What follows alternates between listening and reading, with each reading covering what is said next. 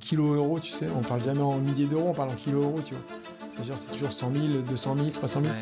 Donc à un moment, t'es un peu déphasé. Et tu sors des marques là et tu dis oui, alors on va lancer une marque, l'année prochaine, année 1, année 2, on va faire ça, année 3, on va faire ça. Puis en fait, Ça a l'air facile. ça a l'air facile, mais en fait, rien n'est facile. Donc voilà, donc là, j'ai tout arrêté, j'ai tout fermé et je me suis dit, ouais, t'es qu'une merde et voilà quoi. Donc, je suis resté allongé chez moi, mais pas bien du tout. Combien de temps ça a duré? Ouais, 4-5 mois. Bienvenue sur The Bold Way, le podcast des industries créatives et culturelles, là où la créativité et l'innovation rencontrent le business. Dans ce podcast, j'interviewe des personnalités des industries créatives et culturelles, que ce soit des entrepreneurs, des directeurs artistiques, des anciens ministres, c'est assez large. Et à chaque fois, on rentre en profondeur, à la fois dans leur parcours et dans leur business. Cet épisode qui va suivre fait partie d'une collaboration avec France Éclat et le programme Émergence qui révèle et soutient les marques créatives de l'excellence française. On parle horlogerie, joaillerie, bijouterie et art de la table. Bienvenue dans The Bold Way et maintenant, place à l'épisode. Bien, bonjour à toutes et à tous, bienvenue dans The Bold Way. Je suis aujourd'hui avec Alain Maric. Salut Alain. Salut Adrien. Comment ça va? Super, très bien. Donc toi, tu es le fondateur, cofondateur? Cofondateur parce qu'on est 3, mais je suis le fondateur qui a porté le bébé. Très bien. Qui a fait la gestation. De March Lab. Ouais. Tu vas nous dire ce que c'est. Aujourd'hui, l'idée, tu sais, c'est de diguer un peu dans toute ton aventure, à la fois perso, avant la création de March Lab et dans March Lab, comprendre l'ampleur du business, diguer là-dedans. Et puis en plus, tu vis à Biarritz, donc on va aussi essayer de comprendre comment font les gens qui vivent loin de Paris, loin du centre du monde, il paraît. Exactement. Pour réussir quand même. Et voilà, peut-être pour mettre un petit peu de contexte, là on est chez We Are, dans le cadre du lancement du numéro 2 du magazine Émergence, porté par France Éclat. Ouais. Moi, ma question pour mettre un peu de contexte aussi, et puis pour introduire, c'est qui es-tu? Enfin, comment tu te présentes au monde quand on te demande de te présenter? Ce qui est intéressant chez toi, quand même, c'est que tu as quand même une dégaine, il faut le dire. Tu as travaillé, alors je sais pas si c'est un travail de personal branding ou que ça, mais c'est ton style, c'est ta dégaine. Tu as ta petite cravate. Moi aussi, vous avez vu, j'ai mis une cravate aujourd'hui. La petite chemise de cow-boy, les petites bottines, le petit slim, les lunettes qui a une March Lab, j'imagine. Exactement. Que vous avez lancé assez récemment. Ouais, en tout cas, c'est pas votre métier d'origine. Moi, je l'ai fait déjà ce métier en fait avant dans mon ancienne vie, enfin dans ma deuxième vie en fait. Ouais. Mais en tout cas, quand on te voit la première fois, on voit un beau mec, grand mec qui a une dégaine, un cow-boy. Tu peux nous parler de ça déjà pour commencer? Écoute, je sais pas, c'est naturel en fait. J'ai toujours été un peu comme ça. C'est vrai que j'étais dans le surf business, j'étais un peu décalé par rapport au côté surfwear de l'époque parce que j'avais adopté les codes, mais j'avais un petit peu mon style toujours un peu rétro. Alors je sais pas si c'est parce que je suis né dans les années 70 que j'aime autant ce style un peu de ces années-là, en fait, tu vois. Le côté lunettes fumées, le côté, tu vois, un peu cool, mais classique, un peu cow-boy et tout ça, un peu cow-boy sur on va dire, qui se laisse aller. Ouais. Mais ouais, non, ça a toujours été un peu naturel et comme ça, je me force pas, c'est pas du personal branding, c'est juste, je suis habillé comme ça du matin au soir et ça fait 25 ans que je porte des lunettes fumées. Parce qu'un jour, un truc de mode, ouais. Non, tu vois, c'était, voilà, les lunettes fumées, c'est un jour, j'étais dans l'avion, j'allais à Los Angeles pour la marque de surf Quicksilver et je vois un film avec, je sais plus qui, c'était un film sur les États-Unis et les US, et la Russie, pardon, avec la guerre froide, et il y en avait un qui avait des lunettes fumées, je me suis dit, c'est trop cool. Mais voilà, je suis rentré, j'ai fait des verres fumés, je les ai gardés, ça fait 25 ans que j'ai des verres fumés. Voilà. Trop bien. Alors, comment tu te présentes au monde, toi, quand on te demande de te présenter dans les soirées mondaines? Dans le monde de l'horlogerie, je suis Alain. Dans le monde de l'horlogerie, je suis Alain Maric, fondateur de March Lab, une marque française, une des premières marques du renouveau d'horloger en fait français des années 2010. Parce qu'avant, en fait, il y avait les anciennes marques qui étaient là depuis longtemps, mais il n'y avait pas de nouvelles marques. Il n'y avait pas de nouveaux entrants? Non, il n'y avait pas de nouveaux entrants. En fait, je pense que le nouvel entrant, avant moi, c'était 20 ans avant, c'était Bell & Ross. C'est un peu d'ailleurs les gens qui m'avaient donné envie de faire de l'horlogerie parce que je me dis, tiens, ces mecs-là, ils sont cool, ils ont une approche un peu différente. Donc, c'est une énorme maison maintenant, non? Maintenant, c'est une énorme maison. Ils ont démarré en 91, 92. Et entre-temps, en fait, il ne s'est pas passé grand-chose dans l'horlogerie alors, française, en tout cas. En Suisse, il y avait des choses, mais voilà. Mais c'est depuis... et moi, j'ai lancé donc en 2011. Et là, après, depuis ça s'est accéléré, décuplé. Enfin, après, c'était la folie, quoi. Après, c'était Voilà. Donc, je suis un peu comment dire, l'éclaireur de tout le monde, enfin des jeunes, en plus, ils sont tous plus jeunes que moi. Ouais. Donc, voilà, moi, j'ai arrêté ma carrière dans le surf business, j'avais 38 ans. J'ai démarré ma boîte à 39 ans. Ouais, assez tard. Assez tard, en fait, tu vois. Donc, ouais, c'est comme ça que ça a démarré, voilà. Donc, je suis Alain. Il n'y en a pas 36 des Alain. Non, c'est ça. C'est Alain. Non, mais c'est marrant parce que dans l'industrie de la mode, tu sais, il y a Sarah, il y a Colette. Ouais.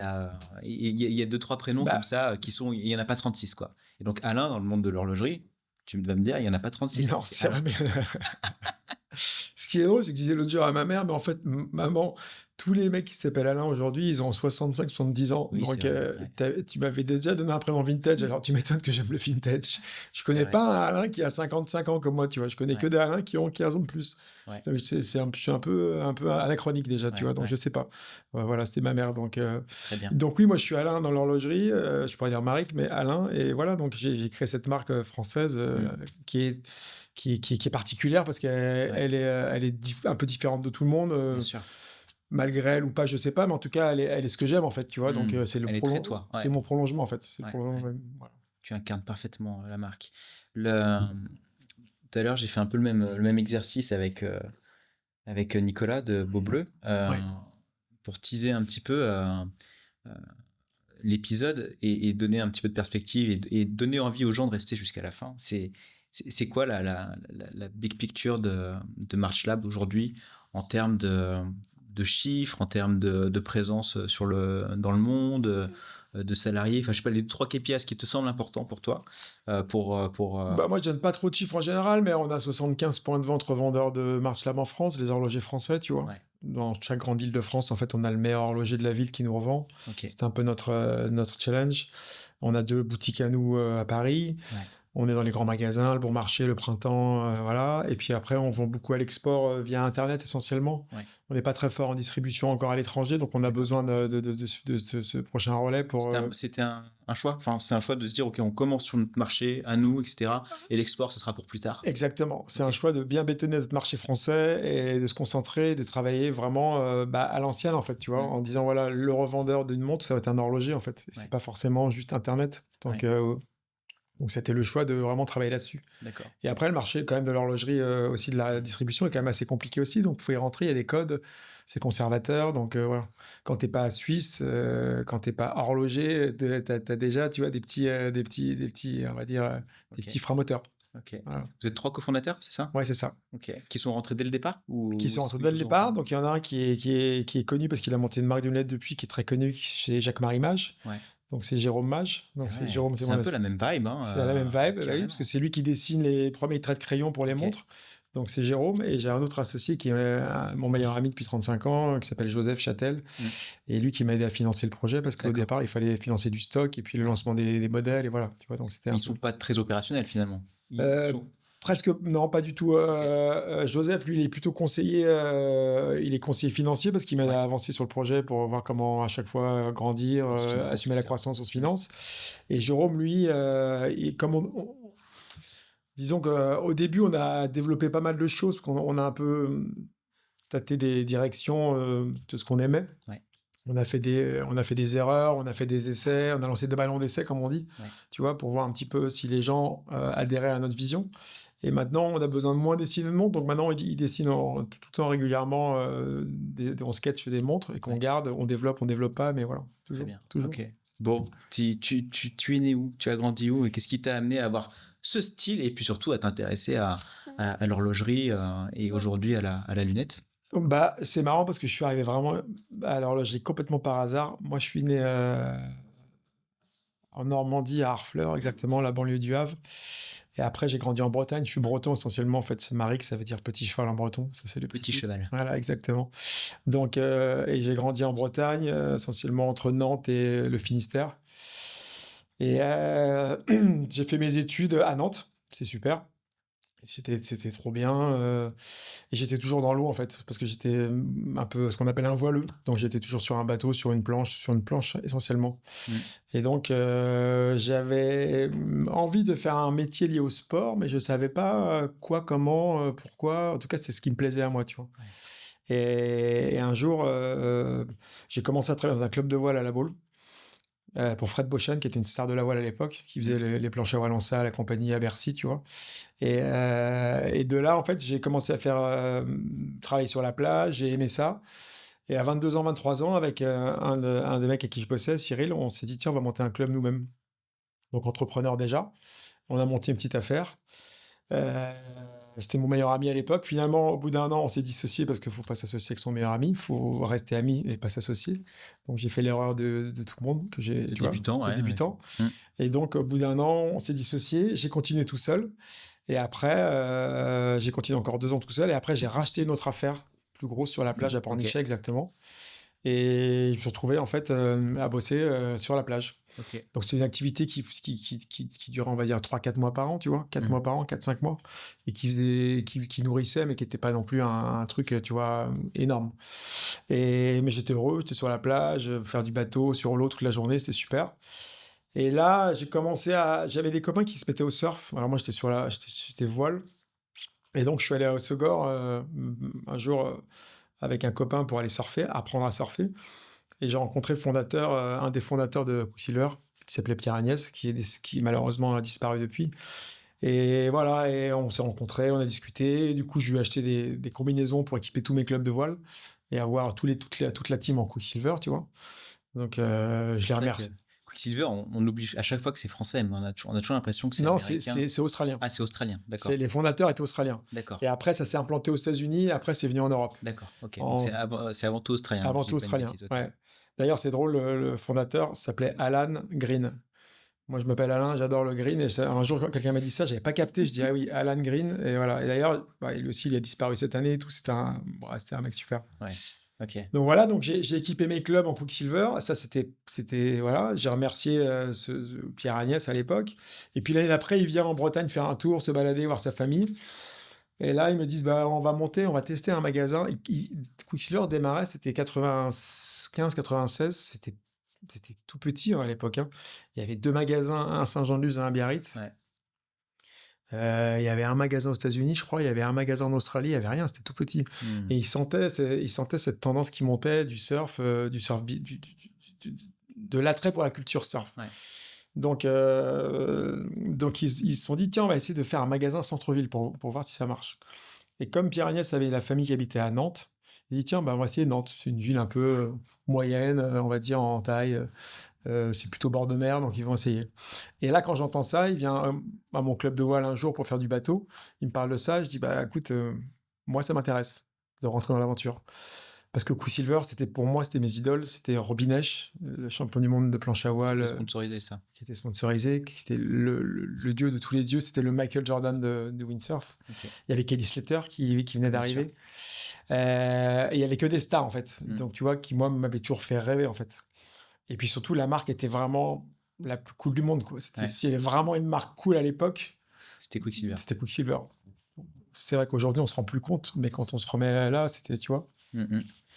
Et donc, j'ai dit, OK, moi, j'en suis. Donc, si je peux rentrer et m'occuper du magasin, je m'occupe du magasin. Et puis, je gère mon club l'été. Et donc, je fais les entretiens. Il m'embauche. Le soir, il m'embauche, il y a inauguration. Je tombe face à mes idoles qui étaient là, qui étaient venus de Hawaï, des États-Unis. Pour l'ouverture à Nantes. Tellement, tu vois, c'était vraiment un événement. Tu le rêve, là. Là, j'étais paralysé, intimidé. Je ne savais même pas quoi leur dire, tellement ces gens-là que j'avais vu accrochés à mes murs, sur les photos, tous mes collages que j'avais fait partout dans ma chambre, je les voyais en face de moi. J'étais hyper intimidé. Ouais. Donc, c'était incroyable. Et voilà, ça a démarré comme ça. Et donc, je suis rentré chez Quicksilver. Je m'occupais du magasin.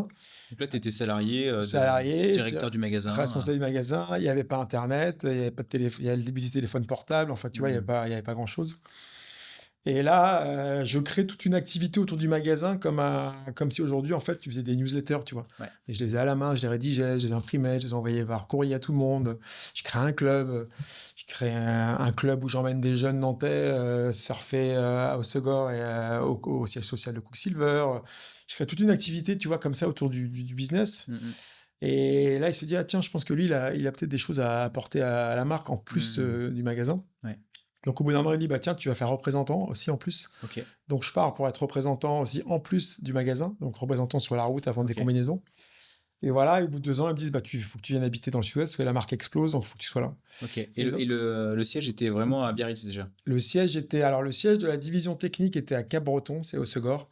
Et le siège du textile était à Saint-Jean-de-Luz. Saint-Jean-de-Luz, qui est en dessous Biarritz, Saint-Jean-de-Luz. Ok. Exactement. Très bien. Et donc, je déménage, et je viens à Bidart.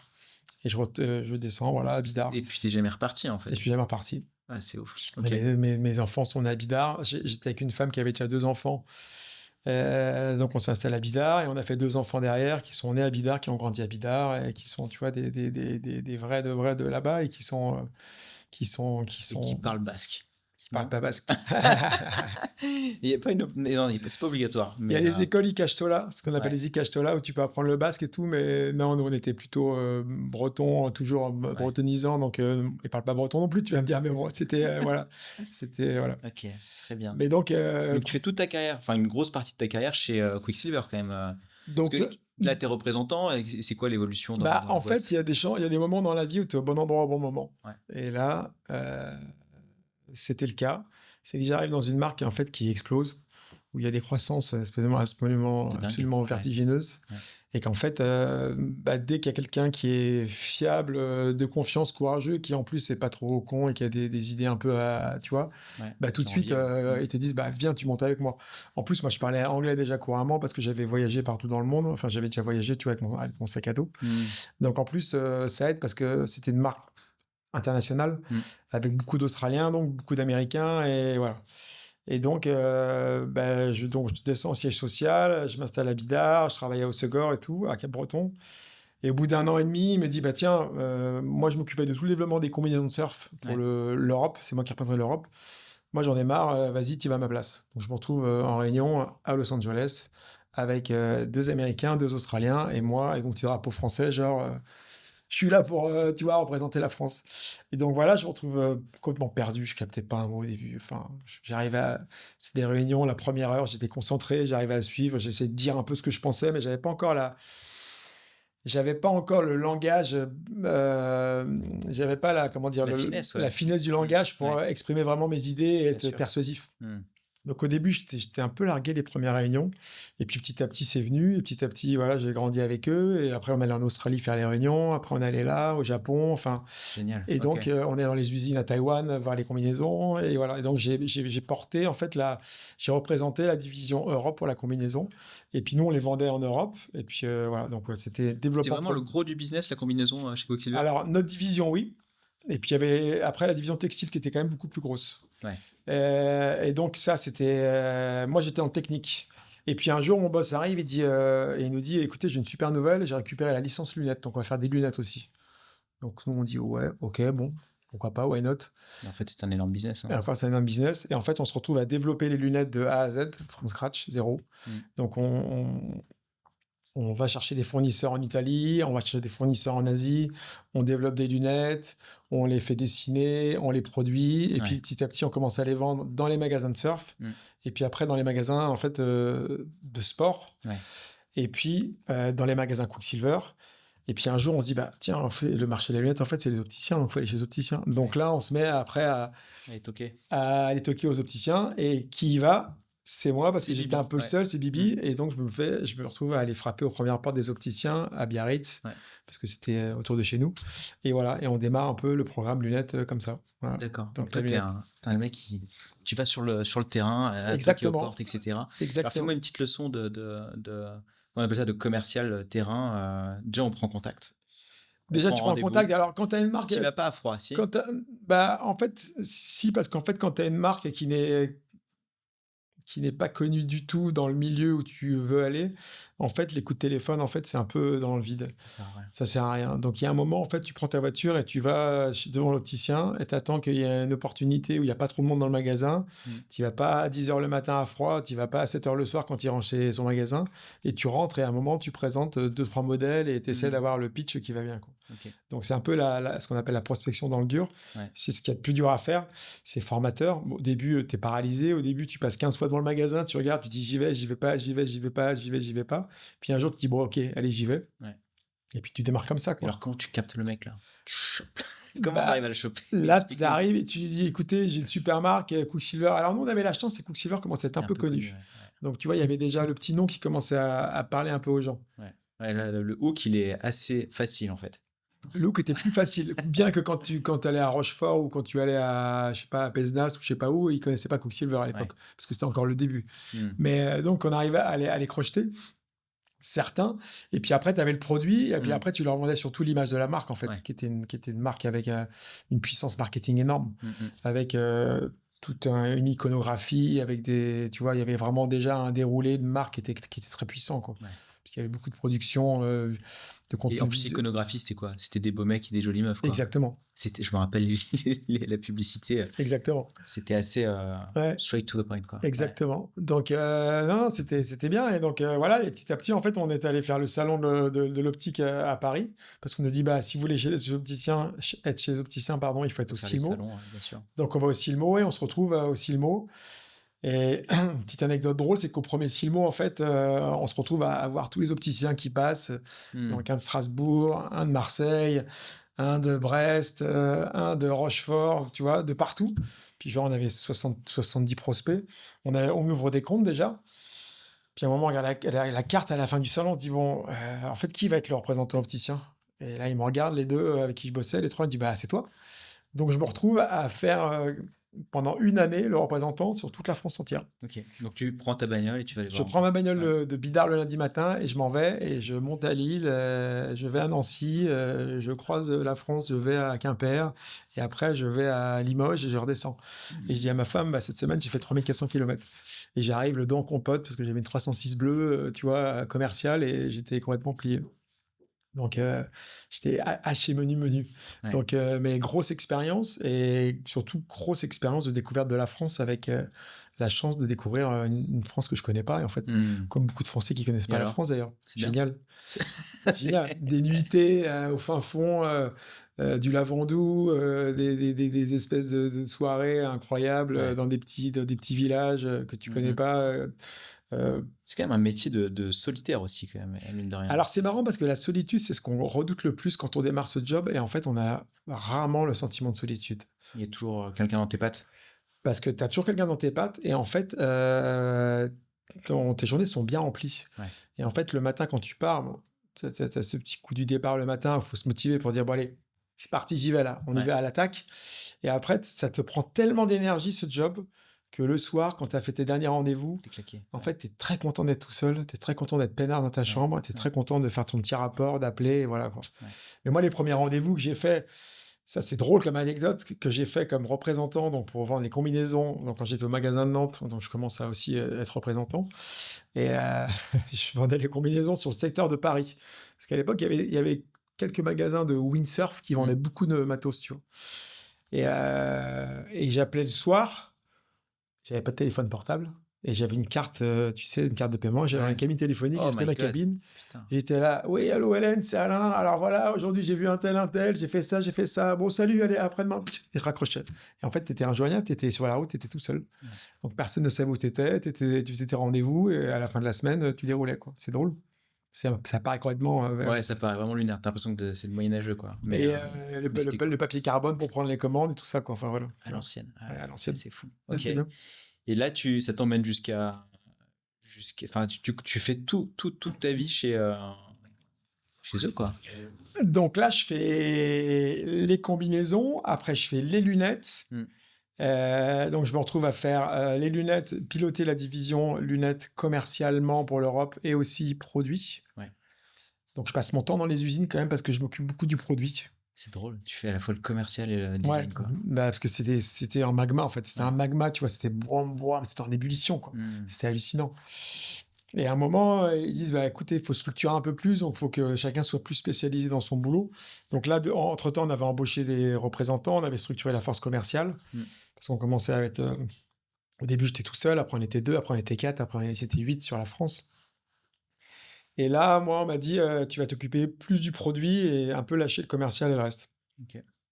Donc, j'ai commencé à m'occuper plus du produit et on était responsable. Quicksilver, c'était une marque qui était un peu particulière parce qu'au niveau de tout ce qui était textile, il y avait des collections américaines qui n'étaient pas pareilles que les collections Europe, qui n'étaient pas pareilles que les collections australiennes. C'était un peu éclaté, chacun faisait ce qu'il voulait. Ouais. Et pour nous, nos produits accessoires, on a dit voilà, les produits accessoires, c'est très particulier. Ouais. Donc il faut que tout soit pareil, uniforme. Ok. Donc moi, on me nomme responsable de Global Programme, c'est-à-dire responsable du développement des produits lunettes pour le monde entier. Donc on développait, on fabriquait en Italie, on faisait fabriquer, et les Américains venaient chez nous, les Australiens venaient chez nous, et ils faisaient leur marché dans ce qu'on leur proposait. Voilà. Donc et c'était un programme pilote parce qu'en fait, ils voulaient à terme fusionner toutes les divisions mondiales pour que tout le monde ait un peu les mêmes collections. Tu vois. C'était un peu particulier. Contrairement à Nike, par exemple, qui avait une marque vraiment globale avec quelques différences régionales. Mais en général, nous, on était complètement éclatés. Donc voilà, et un jour, il y avait une division montre qui s'était créée avec Laurent, quelqu'un qui avait développé les montres Shippy, petite marque des années 80, tu vois. Qui a fait un carton. Ouais. Et Laurent s'en va. Et donc, on dit, bah tiens, Alain, tu vas récupérer la division montre. Donc voilà, donc tu vas être responsable du développement de produits, des combinaisons, des lunettes et des montres. Donc je me retrouve à piloter la division montre. Aucune appétence forcément sur le... T'avais pas forcément l'appétence sur le produit? Non, enfin, je connaissais pas bien le produit en fait. J'aimais le produit, mais je connaissais pas bien le produit. Donc Laurent, avant de partir, m'a formé sur ce qu'il pouvait faire. Et puis après, j'y suis allé à l'ancienne, je suis allé dans les usines, j'ai beaucoup voyagé. Alors nous, on faisait beaucoup de montres surf. Ouais, qui allait dans la flotte. Qui est dans la flotte, sport, tu vois. Donc, c'était des montres digitales, montres analogiques à aiguille, montres à quartz, à pile essentiellement. Pas de montres automatiques. Et beaucoup produites en Asie. Donc, je passais mon temps dans les usines à droite, à gauche et tout ça. Beaucoup de monde pour Roxy, la marque aussi, tu vois, un peu fun. Donc, tout ce qui était graphique et tout ça, qui était assez simple. Mais c'était intéressant parce qu'on faisait pas mal de quantité, de chiffre d'affaires. Et c'était un beau business. Parce que la marque grossissait. Moi, je suis rentré, il y avait 3 magasins en France. Je suis sorti, il y en avait 70 en France, je crois, je ne sais plus combien. Maintenant, il n'y en a plus. Mais à l'époque, il y avait des magasins partout en France, tu vois. Et ça cartonnait. Il y en avait autant aux États-Unis, autant au Japon, autant en Australie. C'était, voilà. Donc, responsable de la division montre. Et voilà, donc je commence à aller en fait en Suisse, parce que je vais au salon de l'horlogerie à Baselworld pour rencontrer les fournisseurs qui aussi allaient au salon, pour se rencontrer, puis pour voir les tendances, voir les grandes marques, regarder l'horlogerie de près, tu vois, la vraie horlogerie, on va dire. Voilà. Ok. Donc c'est comme ça que je suis arrivé vraiment à l'horlogerie. Et là, tu as été hooké par le truc?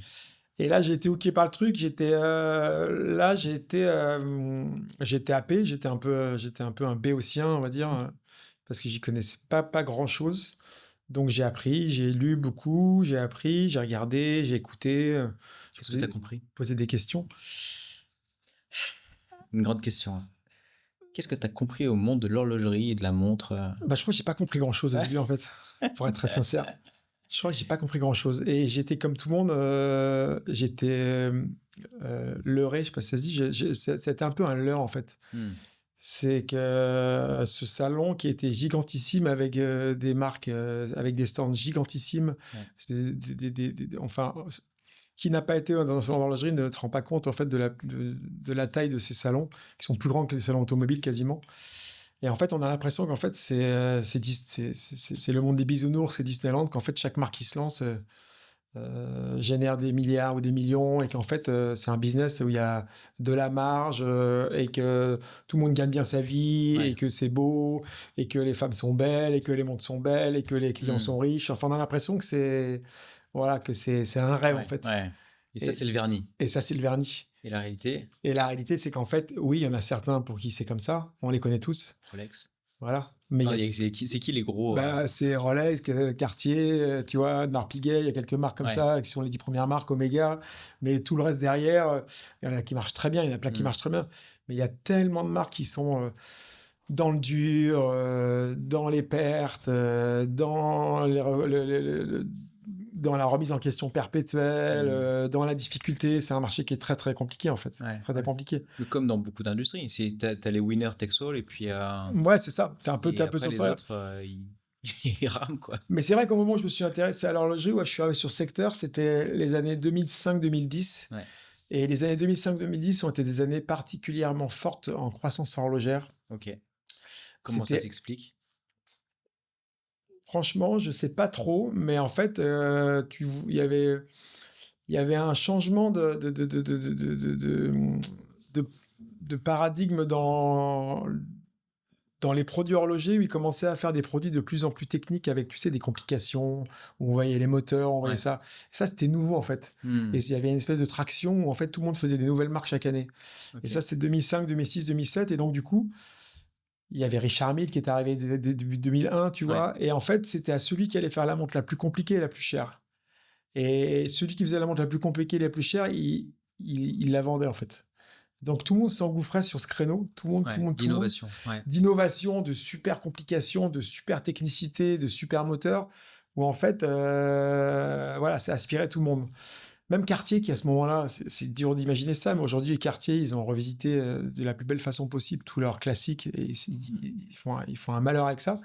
Mais à un moment, ils s'étaient égarés aussi dans une direction qui n'était pas la leur, qui était le super... C'était, tu sais, il y a un truc qui pour moi est très parlant, c'est qu'en fait, les fabricants de mouvements en Suisse, on appelle ça des motoristes. Et je trouve que ce mot, il est beau parce que dans motoriste, en fait, c'est vraiment ça. Au départ, les horlogers, c'est des motoristes. Mais une voiture, c'est pas qu'un moteur. Une voiture, c'est d'abord le design de Pininfarina, où tu vois, c'est vraiment l'habillage. Et ces années 2010, c'était les années des motoristes. Okay. Où tous ceux qui étaient les geeks du mouvement faisaient des trucs complètement farfelus, qui étaient souvent très moches, mais qui se vendaient. Et donc, c'était compliqué. Parce que c'était compliqué, parce que les gens étaient là, waouh, c'est incroyable, waouh, c'est nouveau, waouh, on n'a jamais vu ça, waouh, tu vois. C'est marrant. Hein. Et tout le monde s'est un peu égaré là-dedans, mais ça a marché jusqu'au jour où 2008, il y a eu la crise des Lehman Brothers, des subprimes. Et là, ça a un peu cassé toute la croissance de toutes ces marques-là qui s'est cassée la gueule. Ouais. Okay. Donc voilà, c'était particulier. Très bien. Et toi, tu lances quand c'est à quel moment, c'est en quelle année que tu lances et c'est quoi la genèse de March Labs? Alors moi, justement, je vais au salon de l'horlogerie. Toujours avec la casquette Quicksilver. Ouais. Pardon, oui. Et là, je me dis, tiens, c'est marrant, dans les grosses manufactures, vraiment, il y a des très, très belles choses, sans aucun doute. Dans les montres de sport, les Japonais, c'est pareil, c'est sans aucun doute, ils font de très belles montres. Des montres de femmes, j'en vois un peu, tu vois. Et je me dis, tiens, c'est marrant, il y a un créneau qui n'est pas couvert, c'est que il n'y a pas personne qui propose des montres un peu vintage, un peu 60-70, alors qu'ils ont tous des histoires en plus incroyablement riches de modèles qui étaient sublimes. Les Tag, les Omega, les Bulova, même les Rolex, tous ces gens-là, tu vois. Et ils étaient tous dans la montre moderne. Je me dis, tiens, c'est marrant que personne ne se mette sur ce créneau-là, parce que c'est vraiment... Enfin, je pense qu'il y a une appétence un peu qui commence à naître, générale. Et la deuxième chose, je me dis, bah, en fait, quand tu as moins d'argent, qu'est-ce que tu peux acheter aujourd'hui? Et tout ce qui était proposé avec moins d'argent, c'était les marques de mass market, on va dire, et chinoises et suisses, qui étaient toutes brillantes, moches, grosses, tu vois, vraiment pas belles. Je dis, tiens, c'est marrant, il n'y a personne qui propose un produit raffiné, élégant et abordable. Ouais. Et c'était en 2006, ça. Ok. Je reprends mon bus pour aller prendre l'avion à Lyon, faire mon petit Lyon-Biarritz, je rentre chez moi, je me dis, tiens, c'est marrant, tu vois. 2007, je retourne au salon, casquette Quicksilver, même constat. Je me dis, tiens, c'est marrant, personne n'a toujours embrayé sur le créneau un peu rétro vintage. Et je me dis, c'est pas possible, tu vois. Ça je crois que ça démarre en 2005, parce qu'il m'a fallu 3 ans un peu avant de démarrer. Et là, je me dis, bah tiens, il faudrait en fait lancer une marque un petit peu différente de ce que fait tout le monde, avec un produit qui soit juste beau, élégant et abordable et bien construit. Et donc là, j'en parle à mon ami qui me dit, bah écoute, moi, là, je peux t'aider à te lancer si tu veux. J'en parle à Jérôme, et je lui dis, écoute, est-ce que t'es chaud pour faire ça? Il me dit, ok, banco, on y va. Et voilà. Et là, je vais voir mon boss et je lui dis, écoute, alors Quicksilver aussi, c'était une marque qui avait changé parce qu'elle était devenue assez mass market. Et moi, je me retrouvais plus dans enfin, tu vois, dans la marque. Et surtout, mon boss avec qui je bossais, lui était parti, il pilotait l'international et moi, je bossais plus directement avec lui, donc j'avais moins de plaisir à bosser, tu vois. Et à un moment, je pense que tu bosses pour une marque, pour un produit, puis aussi pour quelqu'un, en fait. Bien sûr. Et tu vois, j'avais un peu perdu les trois, donc je me suis dit, tiens, c'est mon momentum, enfin, il faut que je m'en aille, il faut que je bouge. Et voilà, j'ai pris la décision, j'ai ruminé pendant pas mal de temps. Je suis allé voir mon boss, je lui ai dit, écoute, alors j'avais pas commencé à travailler sur les montres, parce que j'avais un immense respect pour lui. Et je vais le voir, je dis, écoute, je vais partir. D'ailleurs, c'est même, pour être très sincère, c'est que c'est même pas moi. J'étais tellement attaché à lui que c'était comme un peu ma famille, parce que j'ai vécu 12 années incroyables, que c'est ma femme qui lui a dit un soir, à une soirée, tu sais, je crois qu'Alain, il est pas très heureux, il voudrait te parler et tout ça. Putain. Ah, J'avoue, tu vois. Ouais. J'avoue, tu vois. Et ouais, parce que c'était comme de dire à ton père que tu t'en vas, en fait. Ouais. T'arrives pas, en fait. Ouais. Et je suis allé le voir, je lui ai dit, écoute, avec toi, j'ai appris à faire des combinaisons, j'ai appris à faire des lunettes, j'ai appris à faire des montres. Tu m'as donné de la chance. Tu m'as donné des chances énormes, j'ai appris à produire, à développer, à marketer, à vendre. Donc, mais je te quitte. Ouais. Je vais le faire, mais je te quitte. Je vais le faire pour moi. Salaud. Et il me dit, attends, assieds-toi, explique-moi. Et donc, je lui raconte et il me dit, écoute, je dis, mais tu m'as tout appris. Il me dit, ouais, mais nous, on avait une marque, toi, t'as pas de marque. Je dis, bah oui, mais je vais essayer de faire une marque autour et de faire un très beau produit. Il m'a dit, écoute, je pense qu'à mon avis, tu es un peu fatigué, va te reposer 15 jours, réfléchis bien à ton idée et reviens me voir. Et donc voilà, je suis parti. J'ai pris 3 jours. Je suis revenu au bout de 3 jours le voir et il a compris que je n'avais pas changé d'avis parce que j'étais déterminé. Et voilà, je suis parti de Quicksilver comme ça. Okay. Et j'ai lancé March Lab. Donc voilà, March pour le mois de mars. Pourquoi le mois de mars? Qu'est-ce qui se passe au mois de mars? On est 3 associés, Maric, Maj, Châtel. Donc ça fait un peu l'acronyme des 3 mots. Et surtout...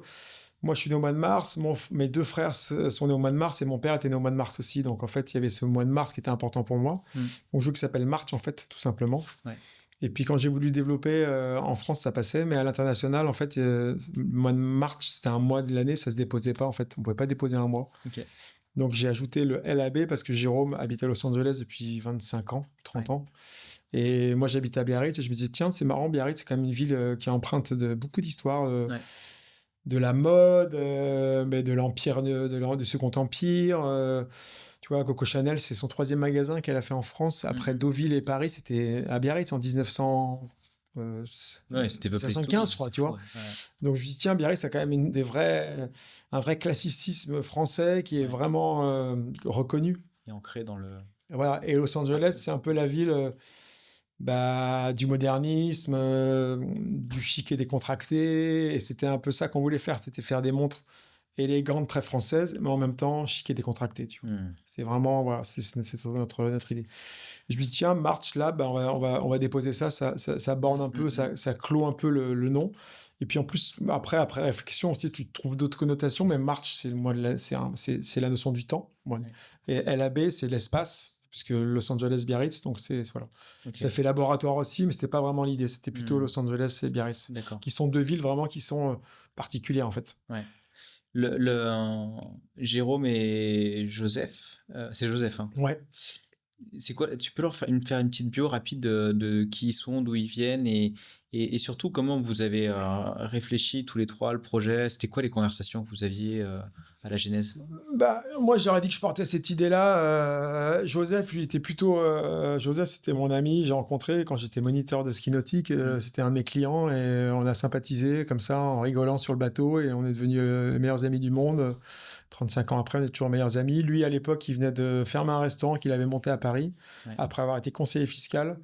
Il avait changé de vie déjà, tu vois. Okay. Et donc, il avait monté un restaurant qu'il avait vendu. Il avait 34-35 ans. Et donc, on est devenus amis. Lui, après, il a essayé de monter un business dans les bijoux anciens parce qu'il adorait ça. Okay. Donc, il allait à Drouot tout le temps. Il se faisait plaisir. Et puis, en fait, ça n'a pas marché.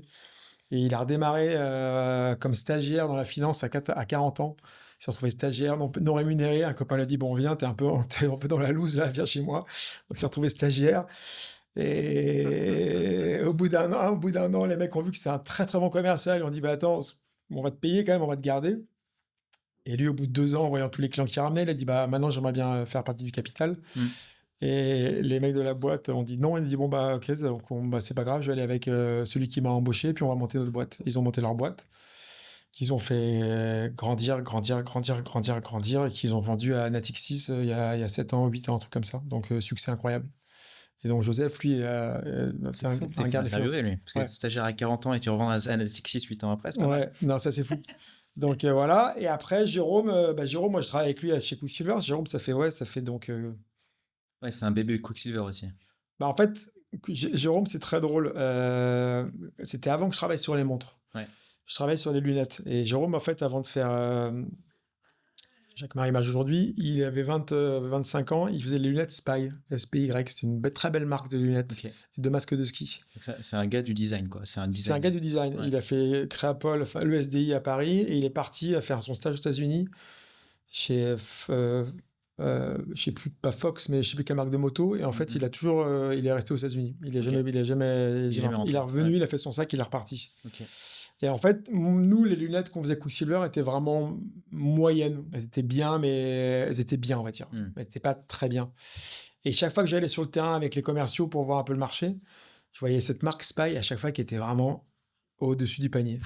Qui était vraiment, il mettait, tu vois, la voilée à tout le monde, quoi. Il y avait électrique, il y avait Arnett à l'époque, il y avait toutes les marques de harnais qu'on connaissait, mais il y avait vraiment dans les marques pointues, il y avait cette marque qui vraiment ressortait du lot parce qu'elle était vraiment hyper bien designée. Et donc, chaque saison, voilà. Et un jour, je me dis, bah, c'est pas possible, nous, il faut qu'on soit meilleur que ça. Je vais l'appeler, savoir s'il veut dessiner pour nous. Et en fait, c'est pas comme ça, pardon. C'est que je vais chez mon fournisseur de masques de snow italien, Franco, qui était mon copain, enfin, que je m'entendais super bien. Et il me dit, ah non, il y avait la semaine dernière, il y avait Jérôme, il était là, il est incroyable ce garçon, il faut que tu le connaisses, il est incroyable, il est français, il habite à Los Angeles. Je dis, bah ouais, vas-y, carrément, t'as son contact, ouais, tiens. Et il me donne son numéro de téléphone. Et donc moi, je rentre, j'appelle ou j'envoie un mail, non, je l'appelle à Los Angeles. Et je lui dis, écoute, on aimerait bien que tu dessines pour nous, pour Quicksilver. Et là, il me répond, bah écoute, je peux pas, je suis en contrat d'exclusivité avec Spy, donc je peux pas dessiner pour quelqu'un d'autre. Donc je dis, bon, bah écoute, dommage, see you next time. Voilà. Et voilà, et les années se passent. Et là, on me donne la division montre.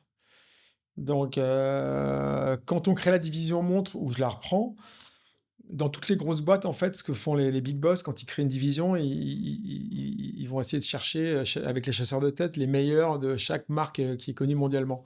Donc là, ils se mettent à vouloir embaucher des Américains qui avaient créé la marque Diesel en montre. Tu sais, Diesel, à un moment, ça cartonnait en montre. Et donc, je me retrouve avec deux Américains, une nana et un mec qui étaient chefs de produit et designer, qui avaient donc fait Diesel pour Fossil, le groupe Fossil. Chez nous, à Cabreton, dans nos petits bureaux, tout ça, tu vois, dans les Landes, deux Américains qui parlaient pas un mot de français. Et en fait, pendant un an, on essaie de lancer la marque de montre, mais d'une façon beaucoup plus robuste. Tu vois, robuste, pointue. Et en fait, à un moment, je m'aperçois que ça patine complètement. C'est qu'en fait, je pense qu'eux aussi, c'était au bon endroit, au bon moment. Ils avaient eu un designer à l'époque Diesel qui était parti et qui avait fait tous ces montres qui avaient cartonné, mais en fait, ils étaient juste là au moment où ils avaient juste poussé les plats, tu vois. Ouais. Et chez nous, en fait, tout ce qui nous sortait, c'était vraiment Nasbrock. Et donc là, je me dis, tiens, un jour, j'appelle ma boss, parce que ma boss était américaine. Je dis, écoute, Vicky, je sais ce que je vais faire, je vais appeler Jérôme. Et j'appelle Jérôme. Et il me dit, je lui dis, t'as déjà dessiné des montres? Il me dit, non, jamais, mais ça m'intéresse. Ok, bon, ben, je viens de voir. Et donc voilà, donc je te dis à ma boss, un mois après, je crois, je vais un voyage à Los Angeles, je prends l'avion, je vais à Los Angeles, je vais voir Jérôme. Et là, je le dis toujours, en fait, je vais dans un de ses premiers bureaux, je sonne, j'ouvre la porte, et là, en 3 secondes, je me dis, ok, c'est bon, c'est lui, c'est sûr. Le bureau, le look du mec, la dégaine, les meubles, ce que ça respire, en fait. Ouais. T'as plus besoin de parler, en fait. Qu'est-ce qu'il a en particulier pour ceux qui ne connaissent pas? C'est qu'il a, enfin, par rapport à ce que moi j'avais en tête, il a tout compris. C'est qu'il a un sens du design et de la vision du produit qui est vraiment jusqu'au boutiste et qui est vraiment très fort, tu vois. Il a une gueule, hein. Et bah lui, en plus, oui, il travaille beaucoup sa gueule, mais il a un look incroyable, mais surtout, il a une vraie vision et c'est un vrai designer, c'est un vrai homme de produit, tu vois. Ouais. Et donc, on discute et tout, et je reviens voir mes boss à Quicksilver, et je leur dis, bon, écoutez, j'ai trouvé le nouveau designer. Ils me disent, ah ouais, ok. Donc, eux, tu sais, boss de marque mondiale, ils disent, bon, bah, il a fait quoi comme marque de montre? Ben, je dis 0. Ils me disent, attends, tu veux nous embarquer avec ce mec-là, qui coûte quand même assez cher, pour faire des montres pour nous, alors qu'il a rien dessiné? Je dis, oui, je pense que c'est vraiment lui qu'il faut prendre. Ils disent, ok, on réfléchit. Et en fait, ils me donnent le go 2 semaines après, ou un mois après, et c'est parti. Et donc, on a développé la collection Quicksilver. Ouais. Voilà. Et c'est un carton? Ça marche bien? Et donc, la collection un petit coup arrive au bout de Donc, on va avec Jérôme dans les usines, on dessine. Donc, on voit les dessins arriver, des super beaux dessins, donc assez pointus. Donc, on essaie de faire un peu moins, tu vois. Mais la marque, les big boss de la marque souhaitaient qu'à l'époque, il y avait Nixon qui marchait très bien. Ils souhaitaient que la marque soit vraiment plus cool que Nixon, qui nous poussait vraiment à être très cool. Et donc, Jérôme est vraiment avec super cool parce qu'il est vraiment pointu. Et donc, on sort des produits pointus. Nous, toute l'équipe US, Japon, Australie, Europe, de chefs de produits, on voit le truc, on dit ouais, c'est top, on y va, on fait ça. On lance, on prototype. On passe des journées dans les usines en Asie avec Jérôme, ou tu vois, ailleurs.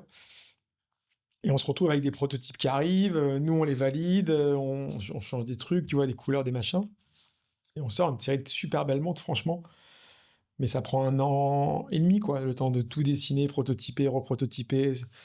Et entre-temps, pendant cette année et demie, la marque, en fait, qui était devenue mass market, commençait à vraiment de plus en plus mass market, en fait.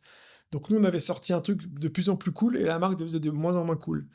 Et donc, quand on délivre ça à tous les représentants Quicksilver, il y a une dissonance. Ils arrivent et disent, mais c'est invendable, vos trucs, les gars. Et en fait, c'était vendable dans les surf shops, où les gens étaient assez encore à évoluer. Mais dans les horlogers qui vendaient Quicksilver à l'époque, en fait, ils vendaient des montres un peu... Mon boss, il dit toujours des montres de bureau de tabac. C'était des montres avec un logo Quicksilver. Et c'était toute cette apparition des montres. C'était les années 2000-2005. Il y a eu toute cette apparition de montres de marques, en fait, de marques de mode. Il y avait Timberland, il y avait Quicksilver, tout le monde faisait des montres. Tu mettais ton logo, boum, et tu vendais ça. Et les horlogers, ils vendaient ça. Ils les vendaient super bien. C'était des montres qui vendaient pas cher, mais ils vendaient bien. Dès qu'il y avait un cadran blanc avec un logo, bip, ça se vendait. Et donc, eux, ils étaient habitués à vendre ça. Et quand on arrive chez les horlogers avec des montres hyper cool, ils disent, mais en fait, on va essayer, mais ça va pas marcher. Personne ne va comprendre. Et eux non plus. Et en fait, personne n'a compris. Et personne n'a trop vendu. Alors, les gens au siège social, tout le monde les adorait, tout le monde en portait. Mais en fait, ça se vendait pas parce que nous, les gens au siège social, on était toujours un peu dans notre délire de marque cool. Mais en fait, la marque était devenue plus trop masse. Et donc, c'est là aussi, c'était le déclic où je me suis dit, si un jour je pars et que je fais un projet, je le ferai avec Jérôme. Voilà. Et donc, quand je suis parti, quand 2 ans après, je décide de partir, je lui dis, est-ce que tu veux monter la marque avec moi? Et il me dit, ok, banco, je te suis. Donc, voilà. Et donc, très bien. Et donc, les conversations de genèse de la marque, vous parlez de quoi? Tu te rappelles des conversations? Pour March Lab. Nous, on avait des vieilles montres qu'on gardait sur eBay, tu vois, des vieilles Bulova. Moi, j'aimais bien des marques comme Bulova, des vieilles Seiko. On aimait bien les petites montres. Qui venaient d'où? Des 70s, quoi. Ouais, des 70s, vraiment des 70s. Et on se disait, c'est marrant, dans les 70s, les montres étaient quand même vachement élégantes et vachement simples. Et aujourd'hui, le design est très compliqué, très too much. Et on aimerait bien juste avoir des montres un peu plus simples et élégantes, mais pas hors de prix, en fait, tout simplement, tu vois. Et puis, c'est vrai qu'il y avait moins... C'est pareil, à l'époque, aujourd'hui, les montres, on en trouve partout. Tu cliques, tu fais une recherche, il y a tous les sites qui vendent tout, il y a tout, tu vois. Tout est facile à trouver. Mais il y a 15 ans de ça, ou 20 ans de ça, en fait... C'était difficile de trouver la montre de tes rêves sur Internet, parce qu'il y avait quelques marchands, mais il n'y avait pas tant que ça, tu vois. Tu voulais une Omega Seamaster de 76 ou je sais pas quoi, tu mettais du temps à la trouver, si tu la trouvais. Aujourd'hui, tu trouves tout, quoi. Donc, sur le Bon Coin, eBay. Sur le Bon Coin, sur eBay, avec tous les marchands, tu vois, toutes les marchands, enfin, il y en a plein, quoi, toutes les plateformes. Donc voilà, donc on s'est dit, tiens, on va faire des montres qui nous plaisent à nous et qui soient plus accessibles. Voilà. Aussi simple que ça. Aussi simple que ça. D'accord. Et donc là, on prototype, on fait un premier produit. On prototype. Alors là, on dit, moi, je dis, je veux faire une marque française. Donc là... C'est-à-dire quoi, une marque française? Made in France? Made in France. Ok. Et donc là, je commence à appeler à droite à gauche et je commence à avoir des noms de gens dans la région de Franche-Comté. On me dit, va voir lui, va voir lui, va voir lui, va voir lui, va voir lui. Donc je vais voir une dizaine de personnes en Franche-Comté qui sont des acheteurs, des acteurs de l'horlogerie. Et je leur dis, voilà, j'ai un projet, je viens de Quicksilver, je voudrais faire une marque de montres. Et ils me disent, ça nous intéresse pas vraiment, en fait, parce que c'est trop compliqué déjà pour nous. Et beaucoup, en fait, faisaient pas en France, ils faisaient tous, tu vois, ailleurs. Et donc, de guerre lasse, je me retrouve à aller en Asie, en Suisse, où un mec que je connaissais me dit, moi, j'ai un assembleur en Suisse, il peut te faire des montres Swiss Made. Je me dis, on va aller faire Swiss Made. Et donc, en fait, il y avait pas beaucoup d'assembleurs à l'époque qui assemblaient autre chose que pour des marques blanches, on va dire, tu vois. Assembleur, ça veut dire quoi? Parce que dans ce métier de la montre, qui fait quoi? T'as les... Enfin, explique-moi, parce que fais-moi une masterclass. J'en ai parlé, j'ai défriché un peu ce matin avec Nicolas, mais explique-moi, toi, comment ça fonctionne. Comment on fabrique une montre? En fait, il y a d'abord, petit 1, les manufactures. Donc, petit 1, les manufactures. Alors, le mot est compliqué parce que le mot n'est pas déposé. Et donc, il n'est pas protégé. Donc, c'est un peu un fourre-tout. Aujourd'hui, beaucoup de gens se prétendent manufacture alors qu'ils ne le sont pas. Mais en termes, on va dire, éthiquement parlant, une manufacture, c'est donc une usine qui fabrique quasiment tout de A à Z. D'accord. Qui fabrique ses boîtiers, qui fabrique ses mouvements, les pièces de ses mouvements, qui fabrique ses cadrans, qui fabrique, tu vois, tout. Ça, c'est des manufactures. OK. Après, tu as le métier, on va dire, des assembleurs. Des assembleurs, c'est quelqu'un, par exemple, qui va être une plateforme d'assemblage, parce que dans le métier de la montre, il y a plusieurs fabricants. Il y a ceux qui fabriquent les aiguilles, ceux qui fabriquent les cadrans, ceux qui fabriquent les boîtiers, donc l'acier, ceux qui fabriquent les bracelets, qui sont parfois les mêmes que l'acier, mais pas tout le temps. Il y a ceux qui fabriquent les mouvements, il y a ceux qui fabriquent le verre de la montre. Et voilà. Et donc, il y a des gens, en fait, qui sont des assembleurs. Donc, en fait, ils vont faire travailler plein de fabricants différents. Ils vont rassembler tous ces composants pour que tous ces composants aillent ensemble et soient assemblés et fonctionnent ensemble.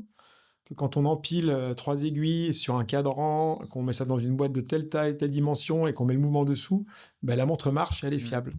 Et donc, on appelle ça des assembleurs. Ok.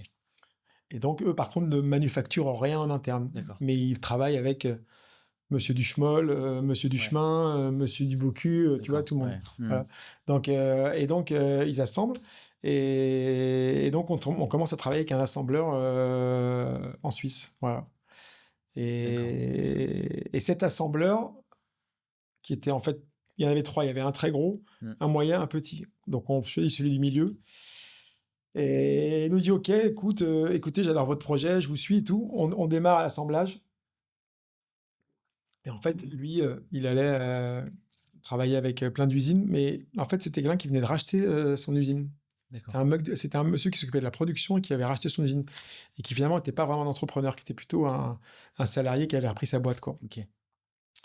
Et donc, il nous construit nos montres. Et là, on se retrouve avec des montres qui arrivent. Donc, au lieu d'arriver au bout d'1 an, entre prototype et reprototype et tout ça, elles arrivent au bout de 2 ans. Donc, on perd 1 an.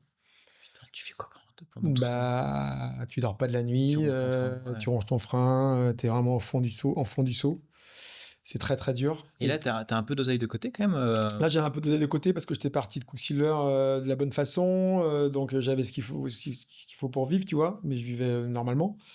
Et là, les montres arrivent au bout de 2 ans. Et là, je commence à vendre les premières montres.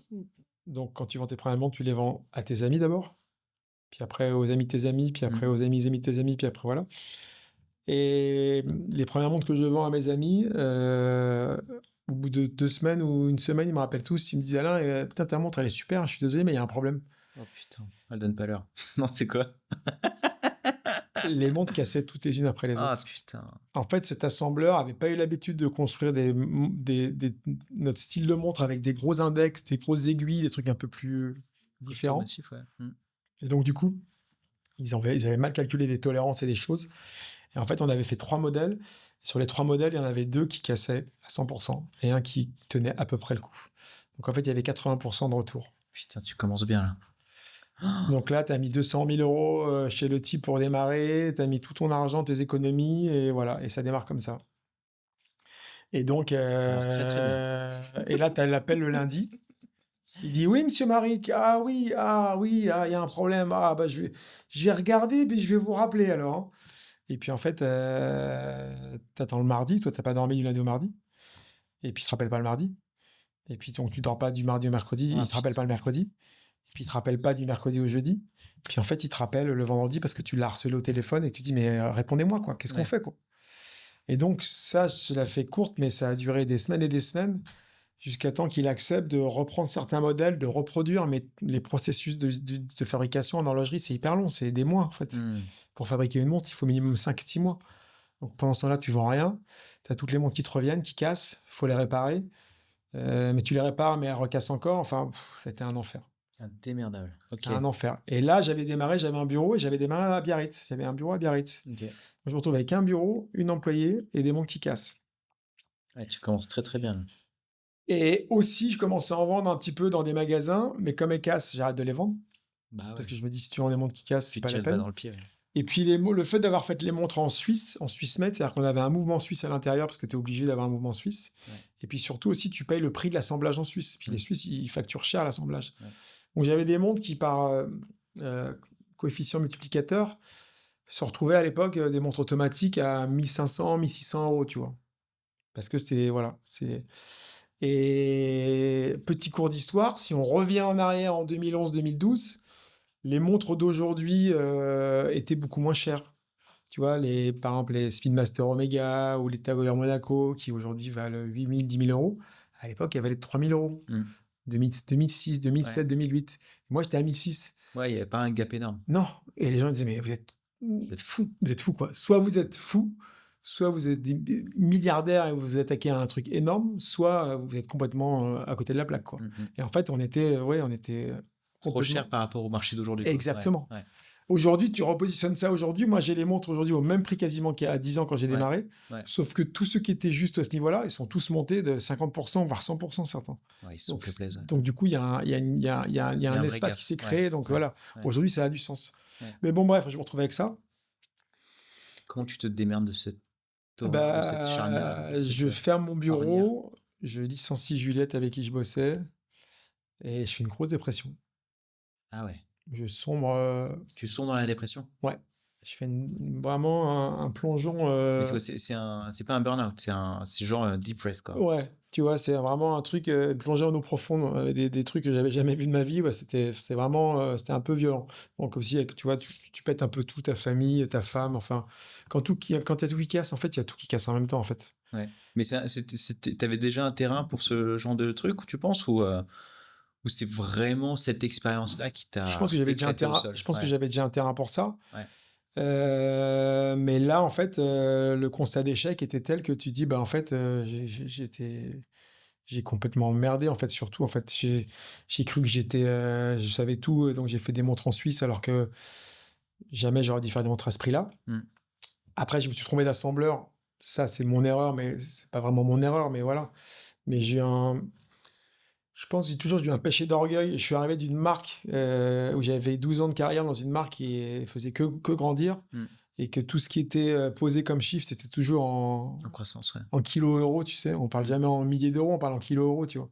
C'est toujours 100 000, 200 000, 300 000. Ouais. Donc à un moment, t'es un peu déphasé. Et tu sors des marques là et tu dis oui, alors on va lancer une marque l'année prochaine, année 1, année 2, on va faire ça, année 3, on va faire ça. Puis en fait, ça a l'air facile. Ouais. Ça a l'air facile, mais en fait, rien n'est facile. Donc voilà, donc là, j'ai tout arrêté, j'ai tout fermé et je me suis dit, voilà, t'es qu'une merde et voilà, quoi. Donc je suis resté allongé chez moi, mais pas bien du tout. Combien de temps ça a duré? 4-5 mois. D'accord. Et là, tu te fais aider par quelqu'un? Ouais, évidemment, je me fais aider. Et puis au bout de 5 mois, à un moment, ça a commencé à aller mieux.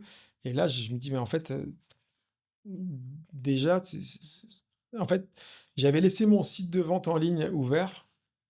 Et le peu de modèles qui me restaient et que je savais qu'ils ne cassaient pas, je les avais soldés à moins 50%. Et pendant tout ce moment-là, en fait, où j'étais vraiment au fond du gouffre, je voyais que les montres se vendaient, en fait. Je me disais, mais tiens, c'est marrant parce qu'on a quand même créé un truc qui a l'air de plaire parce que ça se vend. Ouais.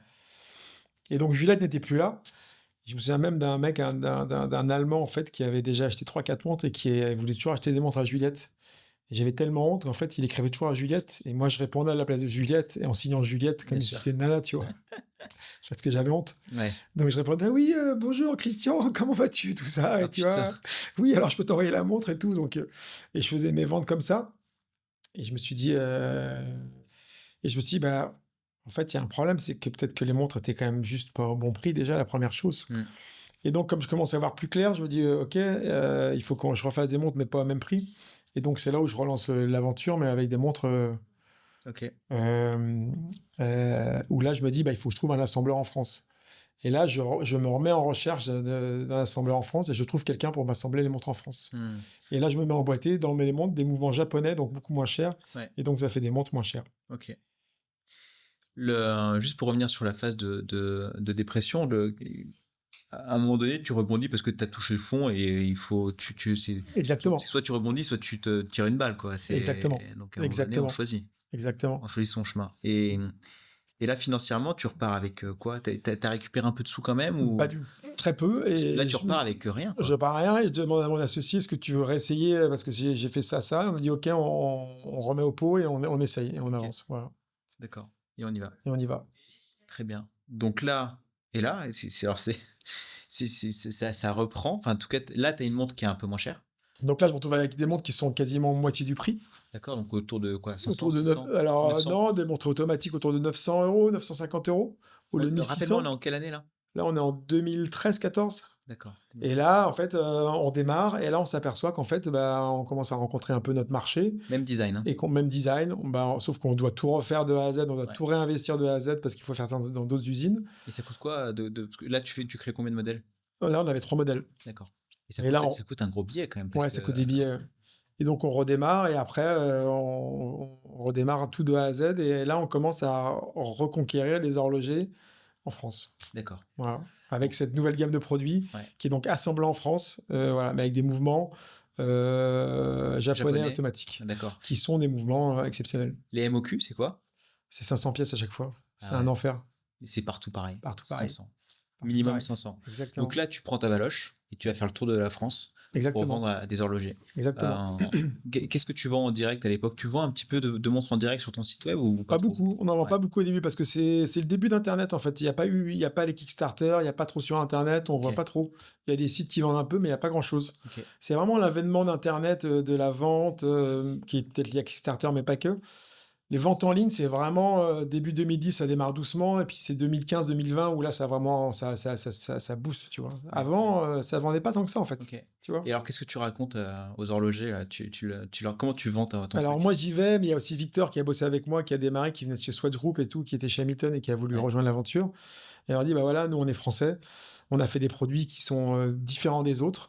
Et notre gamme de prix, en fait, elle est la moitié des montres suisses. Et par contre, voilà. Et on avait une gamme tellement différente, et une offre de prix tellement différente, avec quand même un emballage, je veux dire, un service de qualité, une expérience, tout ça, que les gens, petit à petit, on arrive à en convaincre un, puis deux, puis trois, et se disent, bah tiens... et ça rencontre son public? Ça rencontre son public. Alors, pas tout de suite. Donc, les horlogers, en fait, ils se disent... Parce qu'en fait, les horlogers, c'est très conservateur. En fait, un horloger... En gros, ça regarde pas trop devant, ça regarde plutôt derrière. C'est-à-dire que ça regarde vraiment à essayer d'avoir toujours les mêmes, en fait. Rolex, Omega, tu vois, toutes les marques Cartier. Ils sont pas toujours... En fait, les nouvelles marques, ça les intéresse pas tant que ça. Ils préfèrent être sur des valeurs sûres. Donc, avant qu'un horloger te laisse une petite place de 40 cm dans sa vitrine pour dire, voilà, je vais enlever une marque qui a 170 ans d'existence pour mettre une marque qui a 5 ans d'existence, il faut vraiment un cheminement intellectuel qui est très long, tu vois. Voilà, faut être persuasif et faut être convaincant, et voilà. Et puis quand tu les mets la première fois, c'est bien parce que toi, tu as convaincu l'horloger de te représenter, mais après, c'est à l'horloger de convaincre le client de les acheter. Et ça, c'est un autre chemin. Parce qu'un horloger, en fait, quand il est en magasin, un vendeur, par exemple, quand s'il te voit, Adrien, rentrer dans le magasin, il te voit, il dit, bah tiens, lui, je vais lui proposer une montre, bah tiens, allez, je vais aller sur une Breitling ou une Omega, parce que voilà, je sais que ça va être assez facile à vendre en histoire et tout ça. Mais il va pas se dire, tiens, je vais tenter de vendre une March Lab. Je vais lui expliquer l'histoire de A à Z. En plus, l'histoire, tu la connais pas bien au début, parce que donc il faut qu'il fasse... D'ailleurs, comment tu leur mets dans la tête l'histoire? C'est quoi que tu leur vends comme histoire? Nous, on leur vend le côté rétro 70, made in France, et bonne construction et abordable en prix. Voilà. Mais le côté rétro 70... Voilà. Nous, on a toujours martelé d'avoir un bon rapport qualité-prix, avec une bonne qualité au bon prix et un style unique. Voilà, tout simplement. D'accord. Et ça marche. Ça marche. Ça résonne. Ça résonne, ça trouve son public, et petit à petit, on arrive à rentrer chez les horlogers. Et donc, c'est ce que tu disais, on implante des horlogers petit à petit. Et évidemment, la première année ou les 6 premiers mois, ils vendent rien, en fait, parce que ils ont du mal, ils sont pas à l'aise avec le produit, ils n'arrivent pas à savoir comment l'expliquer, et puis c'est un peu compliqué, tu vois. Il faut laisser la chance au produit, alors il faut se battre pour rester dans la vitrine, quoi. Exactement. Donc c'est dur, donc tu passes, et je me souviens de Victor qui passe chez un horloger à Limoges, je sais plus où, Et l'horloger dit, bah écoutez, je comprends pas, ça fait 1 an que j'ai les montres, j'ai vendu 1 pièce. Et là, Victor Trabonnard, il dit, quoi? Vous avez vendu 1 pièce? Mais vous êtes le plus mauvais revendeur de France. Ah ouais. Et le mec, il dit, ah bon? Parce que les autres en vendent plus? Ben, évidemment. Alors que les autres en vendaient un peu plus, tu vois, mais pas tant que ça. Ouais. Et l'horloger, pris à défaut, il dit, bah non, mais je suis désolé, bah, faut que je fasse quelque chose et tout, je suis nul, tout ça, tu vois. Donc, ouais, c'était dur au début parce que tu passes et ils n'ont pas beaucoup vendu, mais c'est normal. Ouais. Mais ce qui est bien, c'est que les horlogers, ils le savent, ça. Ils savent qu'en fait, une marque, ça met du temps à entrer dans la tête des gens. Et ils savent que quand ils prennent une nouvelle marque, ce qui est très rare, en fait, ça va prendre quelques temps avant que la marque se vende facilement. Et vous faisiez quoi en parallèle pour améliorer la notoriété, etc. Bah nous, on était présents chez eux, on essayait d'aller les voir le plus souvent possible. Former, on faisait des soirées vendeurs, on fait toujours des soirées animation, on faisait plein de choses.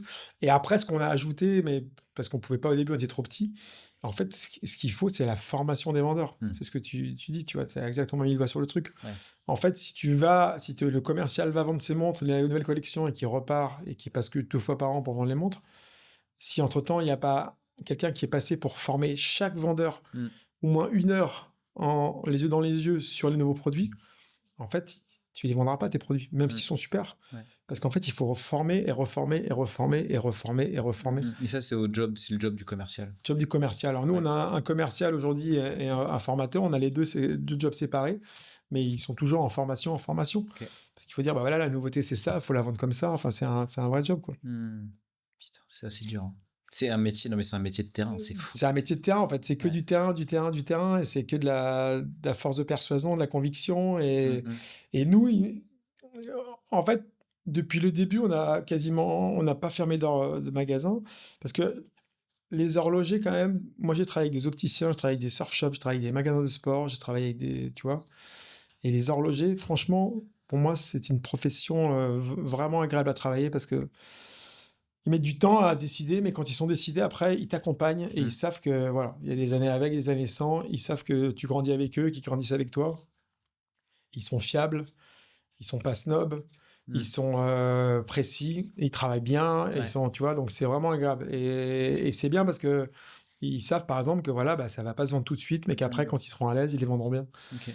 Et après, nous, les horlogers, ils ont vu qu'en fait, ce qu'on leur avait vendu dès le départ, en disant, voilà, nous, on va faire des produits différents des autres, un bon rapport qualité-prix, elle est très typée, très, très connectée 70. Ouais. Mais ils ont vu qu'en fait, qu'on a déroulé notre feuille de route depuis le début et qu'on a respecté ce qu'on avait dit qu'on allait faire, tu vois. Et c'est pour ça qu'on a toujours tous les horlogers avec qui on travaille chaque année, qui sont toujours là, main dans la main. Ouais. On en a même des nouveaux qu'on ouvre encore, petit à petit, parce qu'on peut encore en ouvrir quelques-uns en France. Mais voilà, tu vois, on avance, quoi. Bien sûr. Donc, comment se porte plutôt le marché de l'horlogerie, tous ces revendeurs-là? Est-ce qu'ils souffrent autant que dans la mode, etc.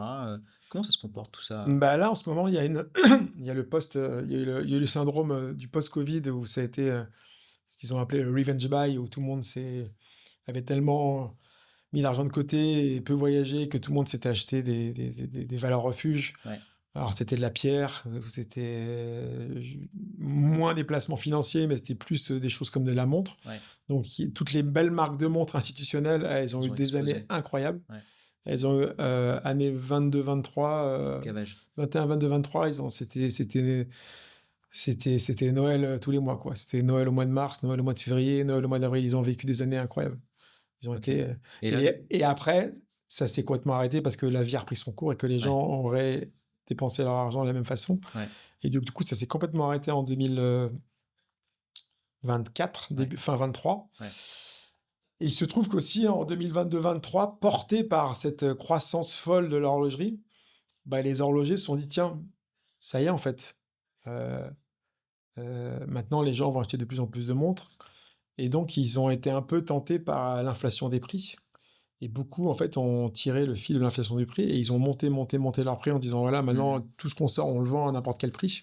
Parce qu'en plus, à l'époque, il y avait un problème il y avait beaucoup de demandes et pas assez de produits à offrir. Il y avait pas assez d'approvisionnement. Ouais. Donc, les cotes étaient montées incroyables. Donc, comme les gens se disent, bah, les cotes montent, bah, on va monter nos prix. Et aujourd'hui, bah, fin 2023-2024, ça s'est complètement écroulé le marché. Et donc, depuis 2 ans, en fait, ils rament pour retrouver des volumes normaux, en fait. C'est compliqué. Ils rebaissent les prix? Non, bah non, c'est compliqué de rebaisser. Ils peuvent pas rebaisser les prix. Ouais. C'est impossible. Non. Ok. Et donc là, toi, tu ramasses, tu prends tout. Bah, on aimerait bien prendre tout, mais on prend en tout cas, ouais. On aimerait bien prendre tout, mais on prend. Ouais. Non, c'est Ouais, intéressant. trop bien. Ok. L'offre produit, comment est-ce qu'elle a évolué de ces 3 produits, de ces 3 modèles? Aujourd'hui, vous avez quand même vachement développé, non? Bah, nous, on a notre produit. En fait, on a fait monter les produits hommes en gamme. C'est-à-dire que, alors c'est drôle, tu vois, on était Swiss-made, puis on est venu assembler en France en japonais. Et puis à un moment, quand on a commencé à développer tout ce réseau nous a dit, bon, les garçons, votre marque, elle est super, elle est vraiment différente et vous apportez de la fraîcheur. Mais par contre, à un moment, le mouvement japonais, ça bloque parce qu'il y a des gens qui n'achèteront jamais de mouvement japonais. Donc Alors que c'est super, alors c'est non? super, mais on a dit, bon, ok, et donc on est repassé au mouvement suisse aujourd'hui, qu'on Ok, met un mouvement suisse qu'on fait assembler en France. d'accord. Donc voilà. Donc on fait monter la gamme homme Et ça, c'est en... important pour les gens. Ouais, c'est très important. La marque suisse, ça Ouais, apporte énormément de valeur. ouais, C'est fou, hein. c'est fou. Mm. Donc le Swiss Made, c'est vraiment... voilà. Et donc... C'est que du marketing. Bon, c'est... après, ils ont un savoir-faire historique et Non, tout, oui, mais ils ont le savoir-faire, ils ont l'histoire. Donc on a remis du mouvement suisse et aussi nous, on a féminisé nos collections. ok. Parce qu'il y a 4-5 ans, on a commencé. Alors, quand on a démarré il y a 6 ans, on avait 7 ans, 8 ans, on avait fait 2 produits femmes qui étaient un peu des. Parce que c'est un peu l'erreur de tout le monde, c'est de réduire, de downsizer un modèle homme en femme. C'est un peu la facilité. Et en fait, un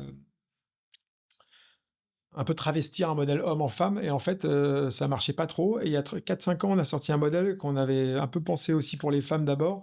Ouais. Et on a commencé à avoir du succès avec ça. Et on s'est aperçu qu'en fait, on avait une force de proposition pour les femmes qui était intéressante et que la marque, les femmes se reconnaissaient aussi dans la marque. Donc on a un peu Ok. poussé ce créneau. D'accord. Donc et aujourd'hui, c'est quoi? C'est 50-50? Non. Non, aujourd'hui, on fait presque 35-40% en femmes à la fin de l'année pour 60% d'hommes. D'accord. Mais en fait, en montre de femmes, il n'y a pas tant d'offres que ça. Mm.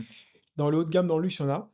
Ok. Il y a du Chanel, il y a du Cartier, il y a plein de choses. Mais il y a de l'offre dans l'entrée de gamme, en dessous de 300 euros. Mais dans le milieu de gamme, en fait, il n'y a pas grand-chose. Donc, en Ok. fait, il y Il y a a un super marché à prendre. il y a un marché à prendre. Et puis surtout, la femme, c'est génial parce qu'il y a une créativité qui est vraiment débridée, je pense. Ouais, ouais. Autant un homme, il va quand même vite retomber, que c'est comme pour ses chaussures, Les il va grosses retomber classicos, sur un ouais. bracelet noir, un cadran blanc, un cadran noir.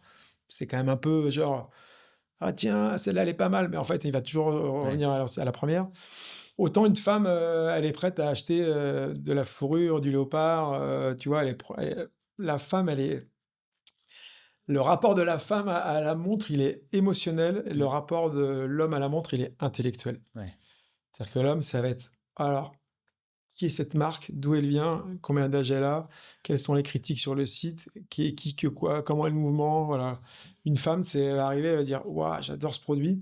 Elle va dire, c'est quoi cette marque? C'est ça, c'est si. Ok, le produit est tellement beau, j'y vais, je me lâche. C'est super. secondaire. Tu vois, c'est secondaire. Il y a un coup de cœur, quoi. C'est émotionnel. Ouais, puis elle s'en fout du mouvement qu'il y a à l'intérieur, etc. Exactement. C'est suisse, c'est japonais. Exactement. C'est à peu près pareil. Exactement. Et c'est à peu près pareil, d'ailleurs. C'est un peu les mêmes cultures, non? Ils sont un peu les Japonais et les Suisses. Ouais, alors c'est drôle parce que quand on regarde le mouvement japonais, et ça c'est un point que je dis toujours, c'est que malheureusement, enfin, tout le monde ne connaît pas le Japon malheureusement parce que c'est un pays à connaître. Mais les gens, quand on leur dit qu'on a un mouvement japonais, il y a beaucoup de gens qui mélangent le Japon avec tout ce qui est Chine, Asie, qui voient ça un peu comme tu vois, comme Ça doit leur faire plaisir. l'Asie. Non mais tu vois ce que je veux dire? Ouais, bien sûr. Alors que quiconque a été au Japon dans sa vie, il se dit, mais attends, en fait, ces gens-là, c'est des gens, je pense, qui sont les plus pointus du monde dans le sens du détail, du produit, de la finition, de la perfection, en fait. Ouais. Ils sont fous, les Japonais. Ouais. Ils sont fous. Ouais. Mais je sais que nous, quand on était chez les gens, on parlait de nos mouvements et ils disaient japonais, ah oui, japonais, c'est de la merde. On fait, mais non, mais japonais, en fait, c'est pas de la merde du tout. Japonais, c'est. Au contraire, il n'y a pas plus ultime qu'un japonais sur un produit, en fait. Ouais, quand ils font pas grand, enfin, ils font qu'un seul truc et ils le font. Ils font que ça, quoi. Ouais. Les jeaners, exactement. C'est marrant, il y a le meilleur pâté en croûte, la meilleure carotte râpée. J'ai vu l'autre jour, c'était quoi le meilleur salsifis? Non, mais ils sont malades. C'était des fous. Ils sont malades, mais c'est un pays qui est magique, le Japon. Je vois, t'as aussi de la montre surf. Alors en fait, moi, je t'ai sorti du surf business, donc j'étais, comment dire, je sortais du surf business qui devenait mass market. Ouais. Donc j'avais pas honte, tu vois, de ça, mais je voulais pas mélanger cette nouvelle marque que je faisais à 38 ans, donc plus mature, qui était une marque plus pour les hommes, au milieu du surf, qui était devenu vraiment teenager et mass market. Donc au début, j'ai pas mis les racines du surf en fait dans mes racines un peu du surf et de la culture dans la marque. Et c'est les premiers Japonais avec qui j'ai bossé qui m'ont dit, mais en fait, t'habites à Biarritz et tout, la culture surf, c'est cool, c'est vraiment un truc qui revient. Et c'est vrai que la culture surf, elle est revenue récemment, ouais. ouais, elle à fond, était devenue mass market jusqu'à 2010, et puis en fait, après, elle s'est un peu éteinte, et elle est revenue d'une façon plus élégante et plus lifestyle et beaucoup plus élégante. C'est clair. Maintenant, c'est redevenu la folie. D'ailleurs, il y a un paradoxe énorme dans le surf business, mais il y a un paradoxe qui est énorme. C'est que il n'y a jamais eu autant de surfeurs aujourd'hui, et les marques de surf n'ont jamais été aussi petites. Alors qu'il y a 20 ans, les marques de surf étaient énormes en business, et il y avait très peu de surfeurs. Et aujourd'hui, ça s'est inversé. Ouais. C'est improbable. Mais le surf business, c'est quoi? Il s'est premiumisé aussi, non? Il y a un côté plus... Il s'est premiumisé, donc ouais, il s'est premiumisé. Donc les Quicksilver, les DC Shoes et tout, ils n'ont pas pu prendre le... Non, ils n'ont pas pris le truc, et eux, ils ont eu des belles années à l'époque où H&M n'existait pas. Moi, quand j'ai démarré Quicksilver, il n'y avait pas H&M, il n'y avait pas Zara. Ouais, du coup, on voit H&M arriver, on voit Zara, on dit, c'est quoi ces loulous, là, H&M, Zara? Tu vois, qui font des trucs à 2 fois moins cher que nous, qui sont aussi bien, sans logo. Puis aujourd'hui, maintenant, les H&M, Zara, ils ont Chine et compagnie qui arrivent. Donc, tu vois, où est-ce que ça va aller? Je sais pas, mais bon. Moins cher que Chine et Temu, ça va être compliqué quand même. Ça va être compliqué. Peut-être pour reprendre un petit peu le cours d'histoire, j'aime bien, tu sais, parler des milestones de la marque. Donc, on a un faux démarrage qui est hyper violent. Et après, ça redémarre. Ouais. Et vous trouvez votre public, et petit à petit, voilà, saison après saison, tu fais grandir le portefeuille de revendeurs. Tu fais grandir ta collection, des nouvelles collections. T'en sors toutes les saisons ou tous les saisons, ça c'est sortir 2-3 nouveautés. Ouais, à coût de 500 à chaque fois de MOQ. Ouais. Putain, ça c'est dur quand même. Ouais. C'est quoi les grands moments de la marque? Et est-ce qu'à un moment donné, t'as senti un switch, une accélération? Non, nous, on n'a jamais eu d'accélération folle. Par contre, on a toujours une croissance linéaire, organique et linéaire. Donc, sur notre base de magasins, on incrémentait à chaque fois. On avait des magasins en plus qui s'ouvraient. Donc, on a une croissance linéaire. Mais et les moments forts de la marque, c'est quoi? C'est les ouvertures de boutiques? C'est les ouvertures de boutiques, la rue Charlot, la deuxième boutique qu'on a ouverte au Palais Royal. Maintenant, après Palais Royal, par contre, l'immeuble a été vendu. Donc, on l'a plus, mais on a ouvert une boutique rue Saint-Sulpice, dans le 6e arrondissement. D'accord. Ça aussi, ça a été des grosses accélérations, j'imagine. Ouais, ça, c'est des accélérations qui sont bien. Ouais. Après, il y a tout ce qui est Internet aussi, on s'est mis à plus dessus. Donc maintenant, l'e-commerce fonctionne quand même différemment de ce qui est d'il y a 10 ans. Comment vous l'avez travaillé, le e-commerce? Nous, on l'a mal travaillé au début parce que moi, je ne m'étais pas focalisé là-dessus, je m'étais focalisé sur la distribution. Ouais. C'était un biais de ton métier, quoi. Exactement. De ton histoire. Et aujourd'hui, maintenant, on a revu le tir et tout, donc on essaie d'être plus e-commerce orienté, mais voilà. Après, quand tu commences avec un réseau de distribution d'horloger, en fait, il faut faire attention parce qu'ils sont très, tu vois, ils sont froissables. C'est-à-dire que tu peux pas faire n'importe quoi. Quand tu commences à bosser avec tous les horlogers en France, tu peux pas non plus faire des séries limitées sur ton site tous les 4 matins parce qu'ils te disent attends, tu veux les vendre tout seul les montres ou tu veux passer par moi? Parce qu'autrement, si tu veux les vendre tout seul, tu viens demain matin, tu as un carton qui t'attend devant la porte et tu rentres chez toi avec les montres. Tu vois ce que je veux dire? Il y a un moment, c'est win-win. Enfin, en tout cas, ouais.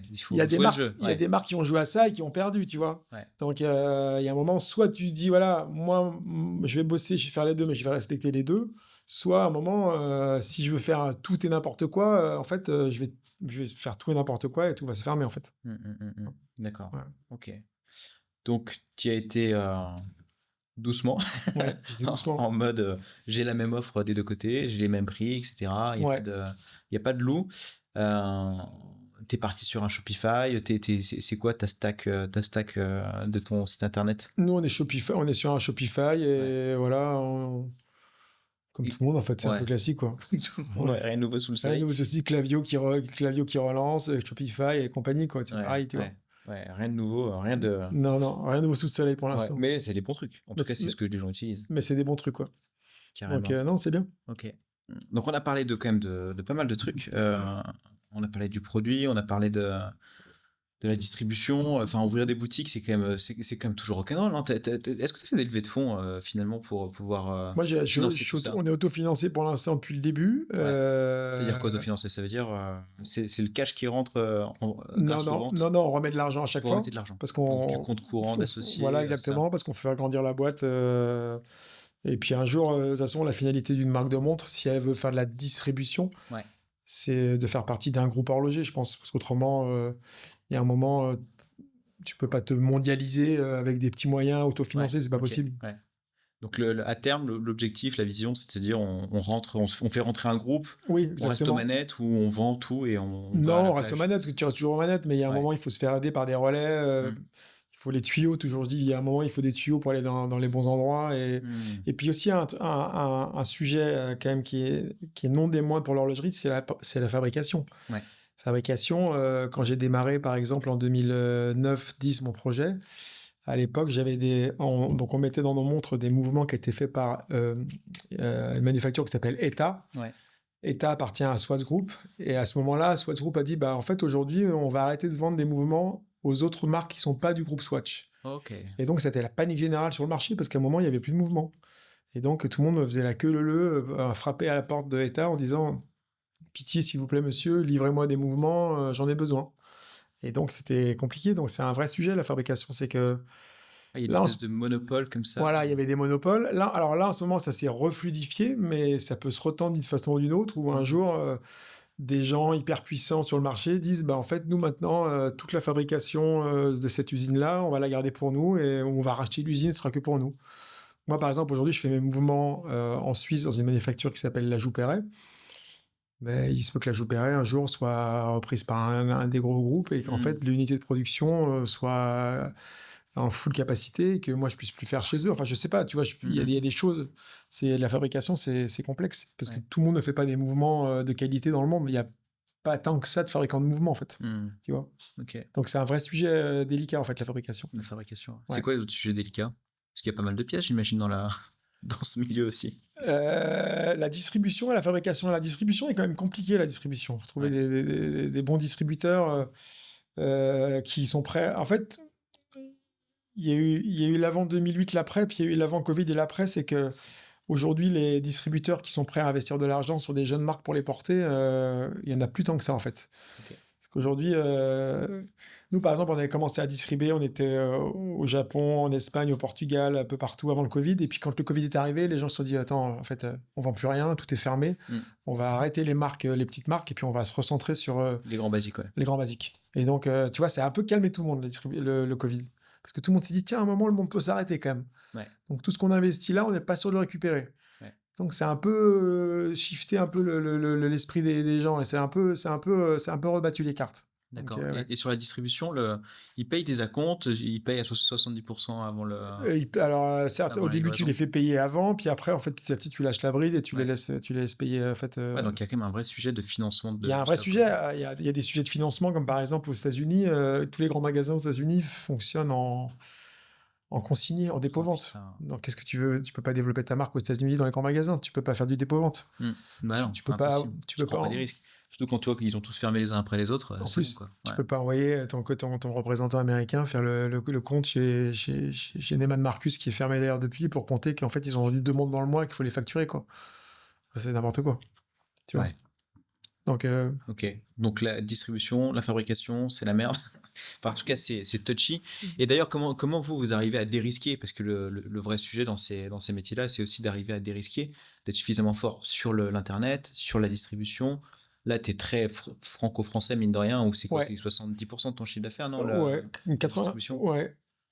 Ah ouais, et donc, et plus de 20% sur ton site web. Ouais. Et après, l'étranger, pour l'instant, après le Covid, ça s'est refermé. Et donc maintenant, il faut le rouvrir. Donc, tu vois, donc nous, on a une base saine parce qu'on sait exactement que notre chiffre, en France, on le fera toujours. Ouais. Toujours minimum, plus ou moins. Tu vois, on a des... Chaque horloger qui en bosse, on sait que chaque année, il va prendre plus 10, plus 20%, ou peut-être moins 10 parce que ta collection n'a pas été bonne ou parce que le marché n'a pas été bon. Ouais. Mais tu sais que tu as une base, quoi.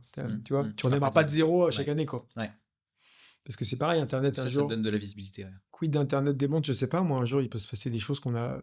je dis toujours en horlogerie, depuis que j'ai démarré, je crois que chaque année, il y a un truc qui s'est passé dans l'année que personne n'avait anticipé. tu vois.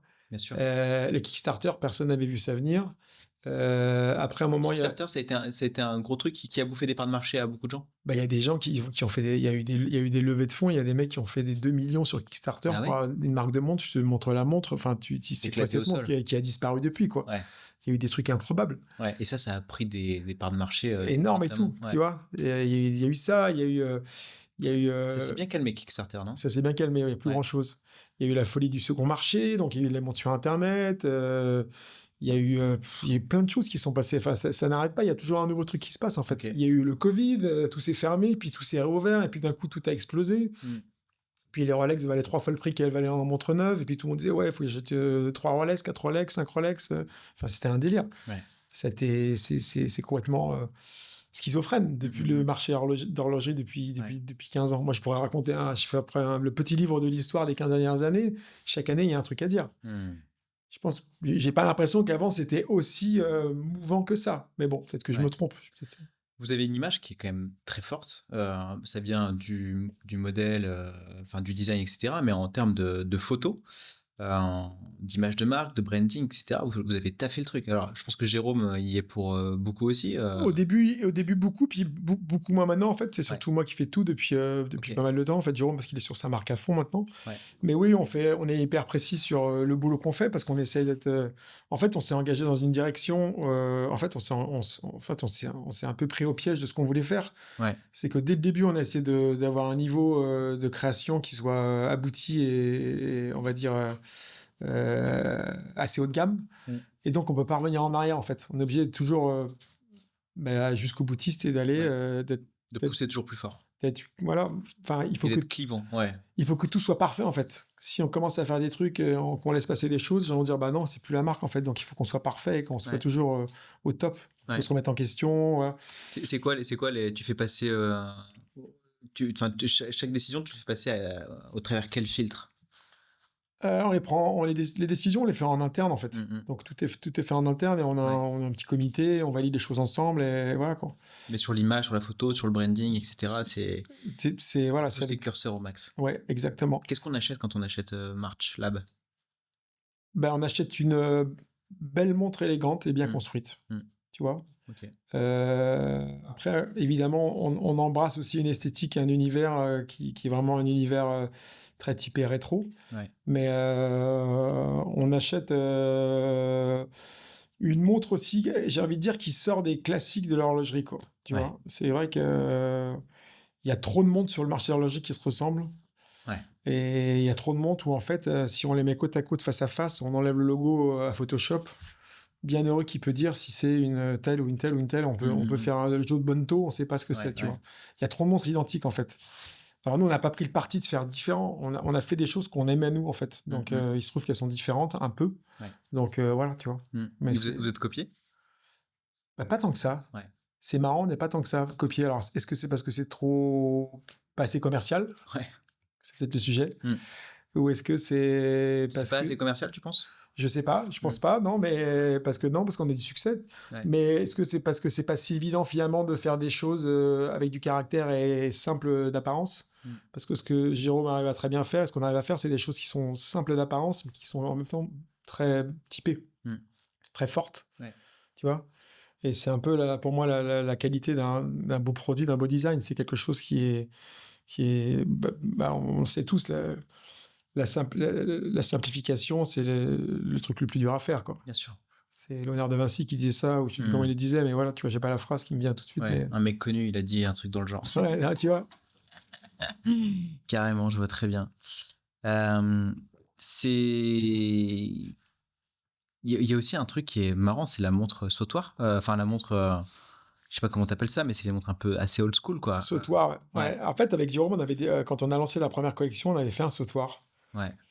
Mais on n'en avait pas vendu du tout parce qu'on n'était pas du tout connus, puis on avait eu tous ces problèmes de qualité, donc on était un peu... Vous êtes recentré. Et puis une fois qu'on avait quand même tout vendu, parce qu'on avait un peu, tu vois, on avait réussi à avoir les montres, là, toutes les femmes voulaient des sautoirs. C'est marrant, ça. C'est marrant, ça. Et donc là, par contre, on a quand même 10-12 ans de plus, on a fait notre chemin, on a notre réseau, on a notre notoriété. Ouais. Donc là, on a relancé le sautoir d'une autre façon, un peu plus girly. Et c'est bien parce que c'est un produit qui interpelle et qui est pas forcément très commercial aussi. Mais en tout cas, qui fait qu'on regarde les autres produits. En fait, il y a dans des marques, il y a ce qu'on appelle les effets de gamme. C'est-à-dire qu'en fait, parfois, tu as un produit qui est vraiment très fort, qui va faire que ça va attirer le regard et que les gens vont aller acheter le produit qui est moins fort. Ouais. Tu vois, ça, c'est un truc classique que tout le monde connaît. Ouais. Donc, tu vas faire ton produit... un peu foufou. Un peu foufou. Et en fait, à l'arrivée, tu t'aperçois que tu vends de plus en plus de montres, en fait, beaucoup plus qu'avant, parce qu'en fait, ce produit, il capte l'œil des ça, c'est quoi? C'est le sautoir pour toi? Sautoir, ça en fait partie. Ouais. Voilà. Donc, c'est comme l'histoire de la couleur, tu vois. Il y a le rose flashy qui t'attire, et puis en fait, tu vas prendre le bleu marine, quoi. Exactement. Ouais. Exactement. Classique shit. C'est classique. Donc voilà, donc le sautoir, c'est un... Et moi, je trouve que le sautoir, c'est un beau produit. C'est un produit qui est génial, parce que c'est un bijou, en fait. C'est pas une montre, c'est un bijou. Ça donne l'heure, mais c'est surtout un bijou. Et qu'une femme avec un sautoir, elle est juste magnifique, sans rien d'autre, quoi. Ouais. Donc c'est vraiment... Moi, je travaille avec plus de femmes que d'hommes aujourd'hui dans mon équipe. Je suis hyper content. J'adore travailler avec des femmes. Elles ont une espèce de... Elles sont beaucoup plus intelligentes. Certes. Non, mais c'est vrai en plus. Tu vois. Non, mais on s'éclate et tout. Mais en tout cas, il y a une finesse différente. Puis elles sont plus sérieuses. Elles sont plus sérieuses. Elles sont... Mais je sais pas. Donc, mais j'aime bien, tu vois. C'est agréable. Et donc, faire des produits pour les femmes autour de nous, c'est quand même c'est pas mal aussi. C'est quand même un vrai plaisir, tu vois. Clair. Et d'ailleurs, ton équipe aujourd'hui, comment tu l'as structurée au travers de ces 12 dernières années? Nous, on a grandi doucement, mais aujourd'hui, on a équipe commerciale, marketing, direction artistique, et puis community manager, tu vois. Tu commences à avoir pas mal de gens. Ouais, c'est pas très très grand, mais on a les gens des magasins aussi. Alors moi, j'ai que des gens qui ont des doubles casquettes un peu chez moi. Ouais. Parce que j'aime bien que tout le monde touche un peu à la vente toujours. Donc c'est vrai qu'on est tous un peu, tout le monde va un peu en magasin de temps en temps, faire un tour comme ça. Ça râle. Alors, tu l'as organisé? Je l'ai organisé, je l'ai favorisé, et c'est vrai qu'ils se rendent compte que, ça donne un sens à tout ce que tu fais dans la vie, en fait, dans ton travail tous les jours. C'est-à-dire que écrire des mails toute la journée et régler des problèmes, ou tu vois, il y a un moment où... La finalité, c'est quand même de vendre une montre. La finalité, c'est quand même que la personne en face de toi craque sur la montre et sorte sa carte bleue, dise tiens, en fait, merci parce que c'est une très belle montre, j'ai envie de la porter, et je me sentirais plus beau avec, et je me sentirais bien dans ma peau, plus élégant parce que j'ai cette montre-là. Et quand tu le fais ça, en fait, tu te dis ah oui, en fait, tout ce que je fais tous les jours, c'est pour ça, en fait.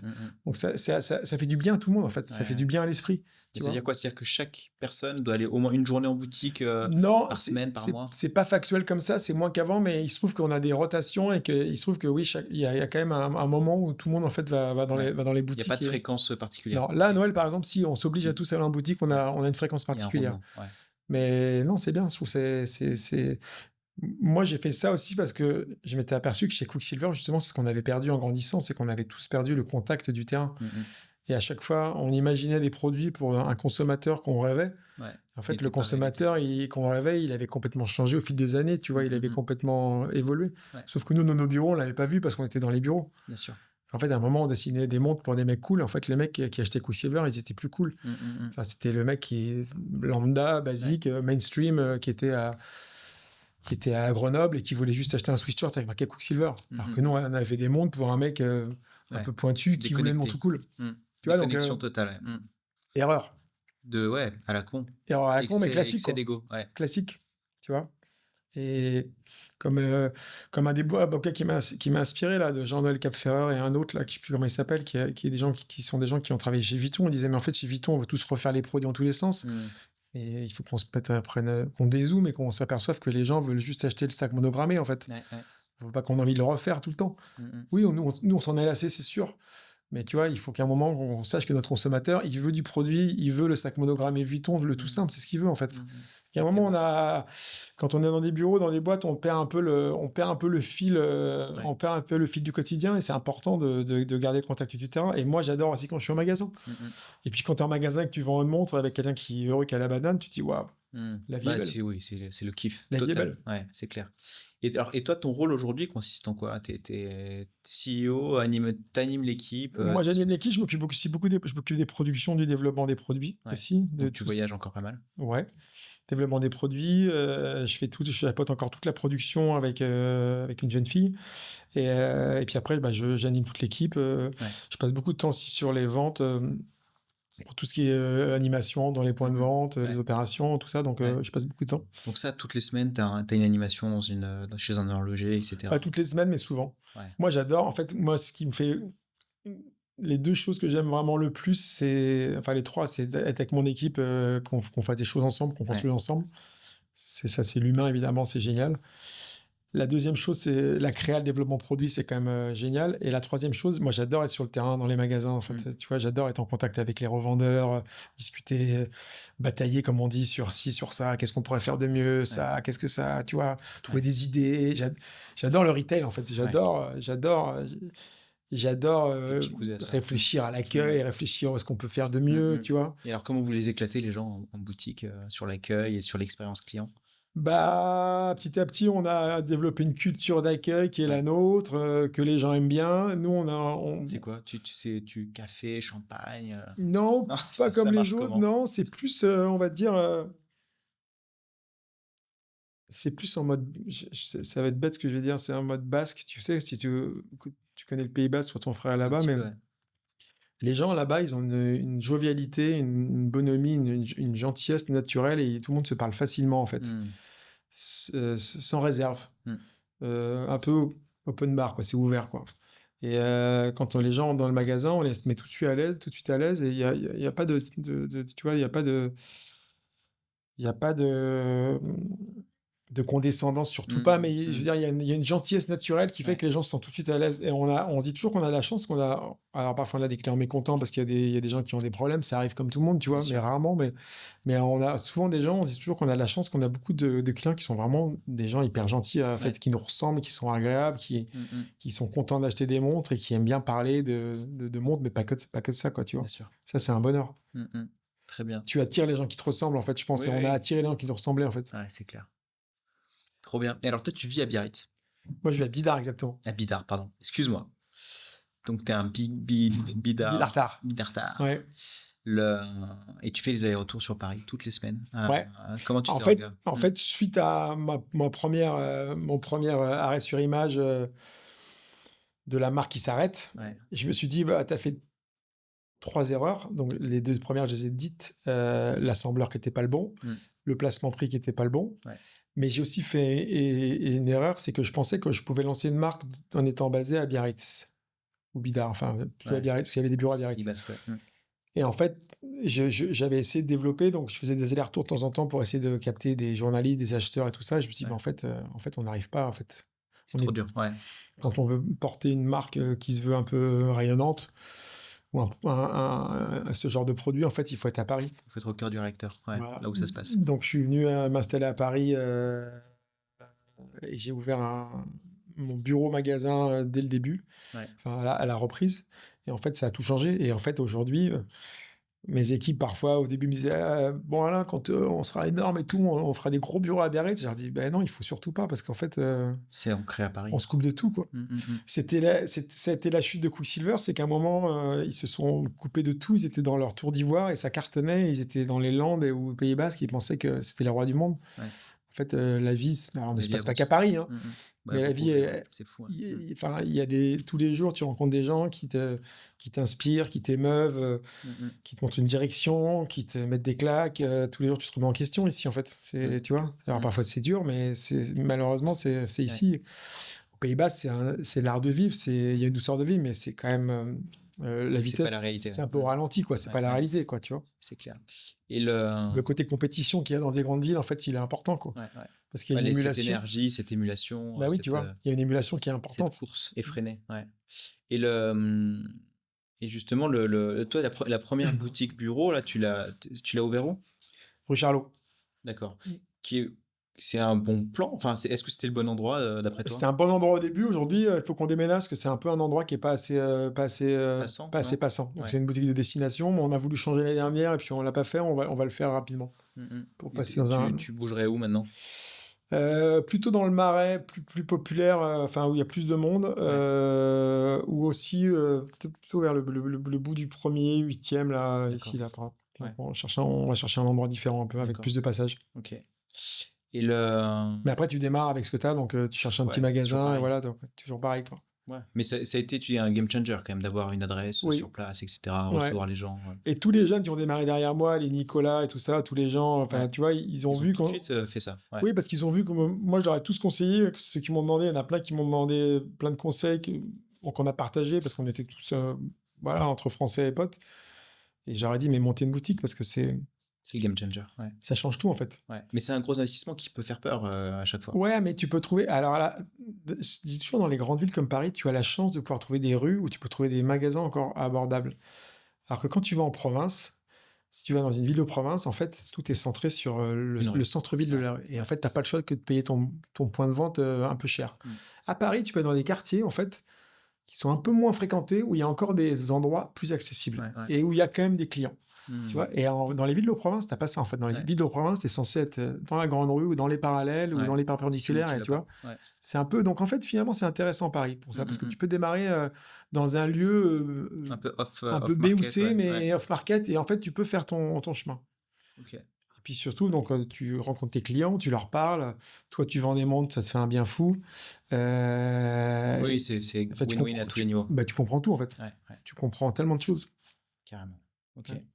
Donc et comment tu t'organises aujourd'hui? Alors tu m'as dit 4 jours à Paris et le reste du temps et 3 jours à Biarritz. Je travaille de chez moi le vendredi, mais autrement je travaille 4 jours à Paris. Ouais. Et lundi avec matin. les équipes, lundi matin je suis parti et comme ça on redescend. Ouais, exactement. Ok. C'est bien parce que ouais, c'est cool. Tu vis très bien comme ça. Ouais, franchement, c'est cool. Ouais. Donc, et puis, quand je suis à Paris, je circule entre les magasins souvent. Je vais dans les grands magasins, toujours faire mon petit tour. Ouais. J'aime bien, moi, je suis à l'ancienne. J'aime bien aller voir les gens sur les points de vente. Je les connais tous. Discuter avec eux, ça va, tu vois. J'aime bien ça, moi, j'adore. C'est un mec du terrain, c'est un truc. J'adore, ça me fait kiffer. C'est ça. Mais en fait, est-ce qu'il y a d'autres façons de faire?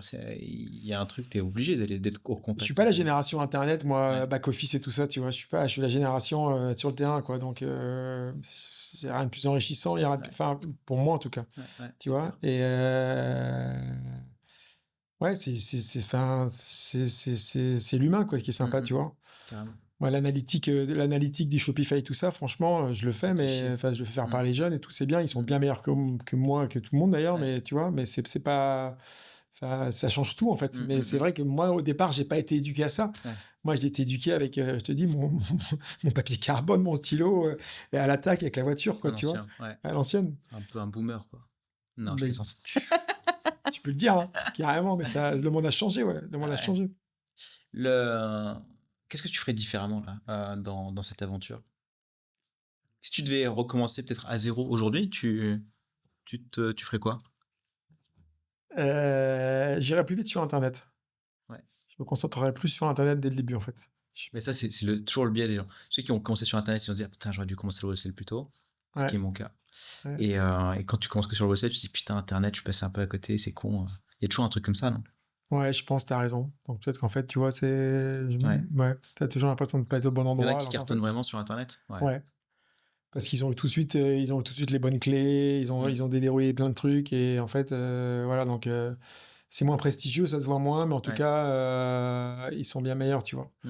Donc, mais bon, donc après. Là, il faut progresser sur Internet. Ouais, après, bon, tu dis que normalement, j'ai envie de penser que nous, on a fait le plus dur, c'est-à-dire rentrer chez les revendeurs, parce que chacun des revendeurs quasiment Rolex de France, on est chez eux, tu vois. Donc tu dis, si on a réussi à rentrer chez ces gens-là, normalement. Si on s'améliore chaque année sur Internet, normalement, on ne peut que progresser, tu vois. Donc, ce qui est terrible avec les revendeurs, c'est que quand tu rentres chez un revendeur, c'est-à-dire qu'il y en a un qui s'est fait sortir avant toi. Donc, en gros, oui. Grosso modo. Oui. Ou alors, il faut attendre que le revendeur ouvre un nouveau point de vente. Ouais. Mais oui, en gros, c'est ça. Parce qu'en fait, c'est ce que je disais, c'est des gens super, ils sont très fidèles, en fait. Ouais. Donc, ils t'accompagnent et avant qu'ils prennent la décision d'arrêter une marque pour en laisser rentrer une autre, ça prend souvent des mois ou des années, tu vois. Et donc, ils le font à l'importance de créer une relation hyper sincère, intime, émotionnelle avec les gens. Exactement. Ouais. Et nous, on est fort pour ça parce qu'on est petit, qu'on est très proche d'eux. Et c'est ce qu'ils regrettent et c'est ce qu'ils ont perdu avec les grosses marques qu'ils portent depuis longtemps. Bien sûr. C'est facile pour nous parce qu'on est une équipe légère, donc on les connaît bien, on a un service vraiment, tu vois, et on sait qu'il faut qu'on joue là-dessus. On le fait naturellement, honnêtement, tu vois, mais on sait que voilà, c'est ce qu'ils n'ont pas avec les autres. Bien sûr. Tu vois. Donc, il y a un moment, c'est une des forces des jeunes marques, c'est d'avoir cette humanité qui se perd et qu'à la fin de la journée, on bosse toute la semaine, tous les mois pour se payer un salaire, mais aussi pour avoir des relations humaines et puis s'éclater, quoi. Faire des bons projets, tu vois. C'est clair. Les next steps, là, pour toi, là, les 5 prochaines années, c'est quoi la roadmap? La roadmap, c'est d'ouvrir l'export. Ouais. Et d'essayer de créer des filiales, en fait. Parce que je pense que l'avenir, c'est pas la distribution, c'est plus des filiales. Ok. Donc, des boutiques à l'étranger? ou une filiale, en fait, avec des gens qui bossent en salarié pour nous à l'étranger, notamment sur le marché américain, peut-être, et puis sur le marché japonais, des marchés comme ça, les marchés coréens qui sont encore des marchés qui sont porteurs. Okay. Après, il y a plein d'autres marchés pour l'instant. Il faut attendre un petit peu de voir ce qui va se passer après la tempête. Ouais. Parce qu'il y a beaucoup de choses en rade en ce moment. Mais il y a des marchés, en fait, où on mérite...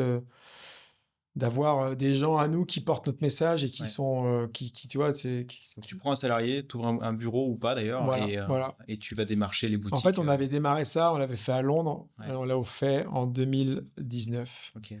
2019, on juste ouvre avant le Covid. Et voilà, on monte un magasin, on prend un Français, on le met, on lui dit voilà. Vous aviez ouvert une boutique? Tu démarres par le magasin à Soho et tout, on y va.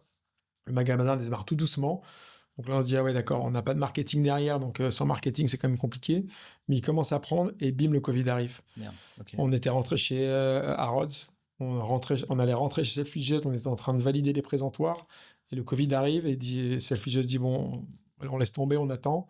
Et Harrods dit, bon, bah, écoutez, on ne vend plus rien, donc reprenez vos montres. Et en fait, ça a cassé tout l'élan. En fait, l'Angleterre est restée fermée quasiment 6 mois ou 7 mois la première année, en 2020.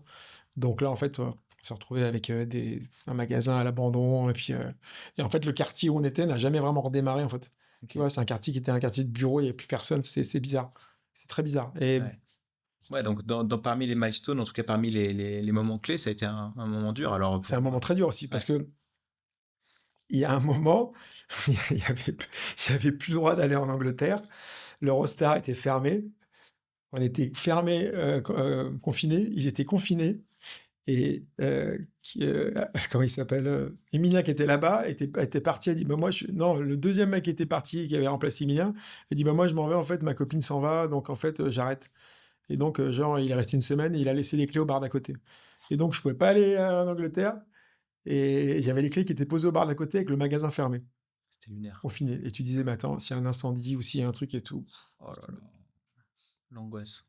Et c'est pour ça quand j'ai vu des jeunes aussi, pareil, qui avaient des marques qui disaient « Ouais, je vais ouvrir un magasin à Bruxelles ou je vais ouvrir un magasin dans un pays étranger. » Je dis « Écoute, si ça marche, c'est génial. Par contre, si tu as un petit grain de sable, c'est juste un enfer pour ta vie quand c'est à l'étranger. Parce que, ok, c'est pas loin, ok, c'est à 1 heure d'avion, ok, c'est machin. Mais faut y aller quand même. Mais c'est juste un enfer pour ta vie. C'est pas ta culture, c'est pas les gens avec qui tu bosses et tu te retrouves avec un truc. Tu te retrouves avec un truc qui est là, dans un pays et tu dors pas de la nuit parce qu'en fait, tu n'arrives pas à trouver la solution. Ok. Et donc là, si c'était à refaire, l'étranger, ben, tu fais la même chose quand même. Tu ouvres une boutique ou non, tu prends qu'un mec qui va toquer aux portes. Ouais, là, je ne le referai pas précipitamment en fait. Je ne referai pas le magasin comme on a fait et je prendrai plus de temps en fait. Et je prendrai plus de temps pour avoir plus de budget aussi marketing pour pouvoir arriver aussi à avoir une petite campagne, avoir de l'argent en fait.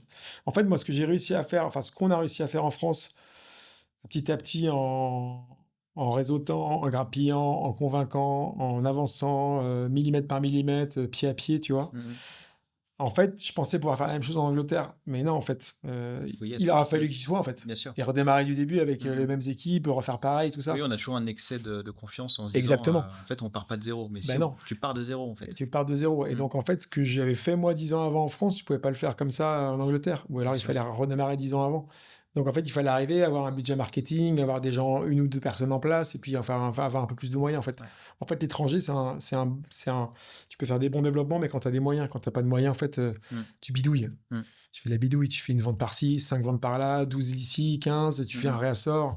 C'est de la bidouille. En fait, il faut être structuré, quoi. Ok, trop bien, hyper intéressant. Ouais. Qu'est-ce qu'on ferait différemment c'est difficile hein, de se rationaliser. Ce qui est sûr, c'est que je me dis toujours, tu vois, si je dois disparaître demain, est-ce que ce que j'ai laissé, et c'est ce que je voulais laisser au niveau de la marque, en fait. Ouais. Et je me dis oui, en fait. Je vois pas ce que... Au début, j'ai fait des trucs que j'aimais pas, que j'aimais moins, j'ai fait des erreurs. Aujourd'hui, quand je regarde ce que j'ai fait, moi, je me dis, en fait, je suis à ma place. J'ai fait ce que j'ai voulu faire. Alors, est-ce qu'il y a un grand succès, moyen succès ou tout ça? Ça, c'est subjectif. Mais en tout cas, c'est ce que j'ai voulu faire avec Jérôme et Joseph, ce qu'on a voulu faire. Et on laisse un truc, on a un truc qu'on a voulu faire. Donc, je ne sais pas où ça ira, tu vois. Mais en tout cas, voilà. Je vois plus ce qu'on a fait parfois comme une création d'un peintre ou d'un truc comme ça. On se dit, voilà, on a un style unique, on l'a modelé comme ça. On l'a modelé comme ça. Sculpté.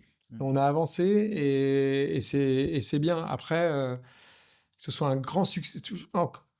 C'est vrai que le succès, on a un gros succès d'estime. Le succès commercial, il est mesuré. Mais bon, c'est quoi tu vois? Mais voilà, en tout cas, ça, je ferais ça pareil. Je ferais ça pareil, ce qu'on a fait. Et ça, je suis content de ce qu'on a fait. On a vraiment réussi à affiner, à ajuster, à faire vraiment quelque chose qui crée de l'émotion. Et je pense qu'à la fin de la journée, est-ce qu'on arrive à émouvoir les gens? En tout cas, c'est ce qui m'a fait avancer moi, c'est d'arriver à émouvoir les gens. Et qu'une jolie femme aujourd'hui, d'une 50aine d'années, qui vienne et qui enlève sa quartier, qui la pose et qui prenne une oblongue de chez nous, une montre, dise « ouais, j'adore, je la prends ». Voilà, je pense que ça me fait un truc, tu vois. Trop bien. Parfait. Écoute, je pense qu'on a fait un grand tour. Est-ce qu'il y avait des sujets que tu voulais aborder et qu'on n'a pas forcément abordé pendant notre je pense qu'on a fait là, on était assez complet, non? C'était très large. C'était bien. C'était super large. Je sais pas si... je réfléchis, je regarde les bullet points que j'avais notés.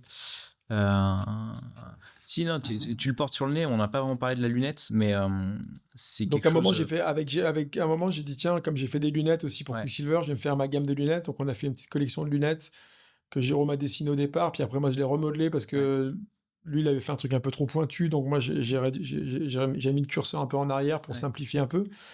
Mais en fait, moi, ce qui se trouve... Enfin, le fait est, c'est que depuis 25 ans, j'achetais des modèles de vieilles lunettes des dead stock là, à droite à gauche et dans des magasins, notamment quand j'allais à Los Angeles pour le boulot, pour Quicksilver.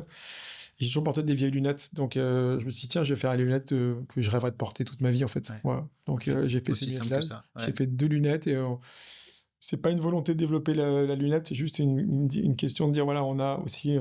c'est pour toi, quoi. Voilà. Tu t'es fait on a fait une paire de lunettes qu'on adore et voilà. Si vous aimez... Vous êtes sur un marché de développement, une distribution opticien, etc. Non, on en a vendu un petit peu aux opticiens au début, mais on les a gardés pour nous, on les vend dans nos magasins simplement. On n'a pas poussé le curseur en fait. C'était juste vraiment... Parce qu'on veut pas brouiller le message, on est vraiment horloger, on veut faire des belles montres. C'est toujours le danger. Toujours le danger, il faut vraiment... Voilà, on est des horlogers. Très clair. Exactement.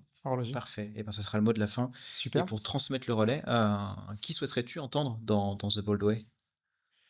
Alors, horloger ou pas horloger ou quoi? Peu importe, industrie créative, culturelle au sens large. Qui tu veux? Qui je veux entendre industrie créative, je sais pas, Eddie Slimane. Un beau challenge, ça. Gros challenge. Le mec, il parle jamais, tu sais. Parle jamais, il est intouchable, il est fantomatique, donc je sais pas. Ouais, ok, très bien. Écoute, on va essayer. Bonne chance. Merci beaucoup. Salut Adrien. À bientôt. Merci. Longue vie à March Lab. Merci à toi. Salut. Ciao. Voilà, l'épisode est terminé. J'espère que ça vous a plu. N'hésitez pas à aller voir les autres épisodes de cette même série ou les autres épisodes de The Bold Way. Pour continuer la conversation, je vous invite à aller sur mon site web theboldway.fr et inscrivez-vous à ma newsletter.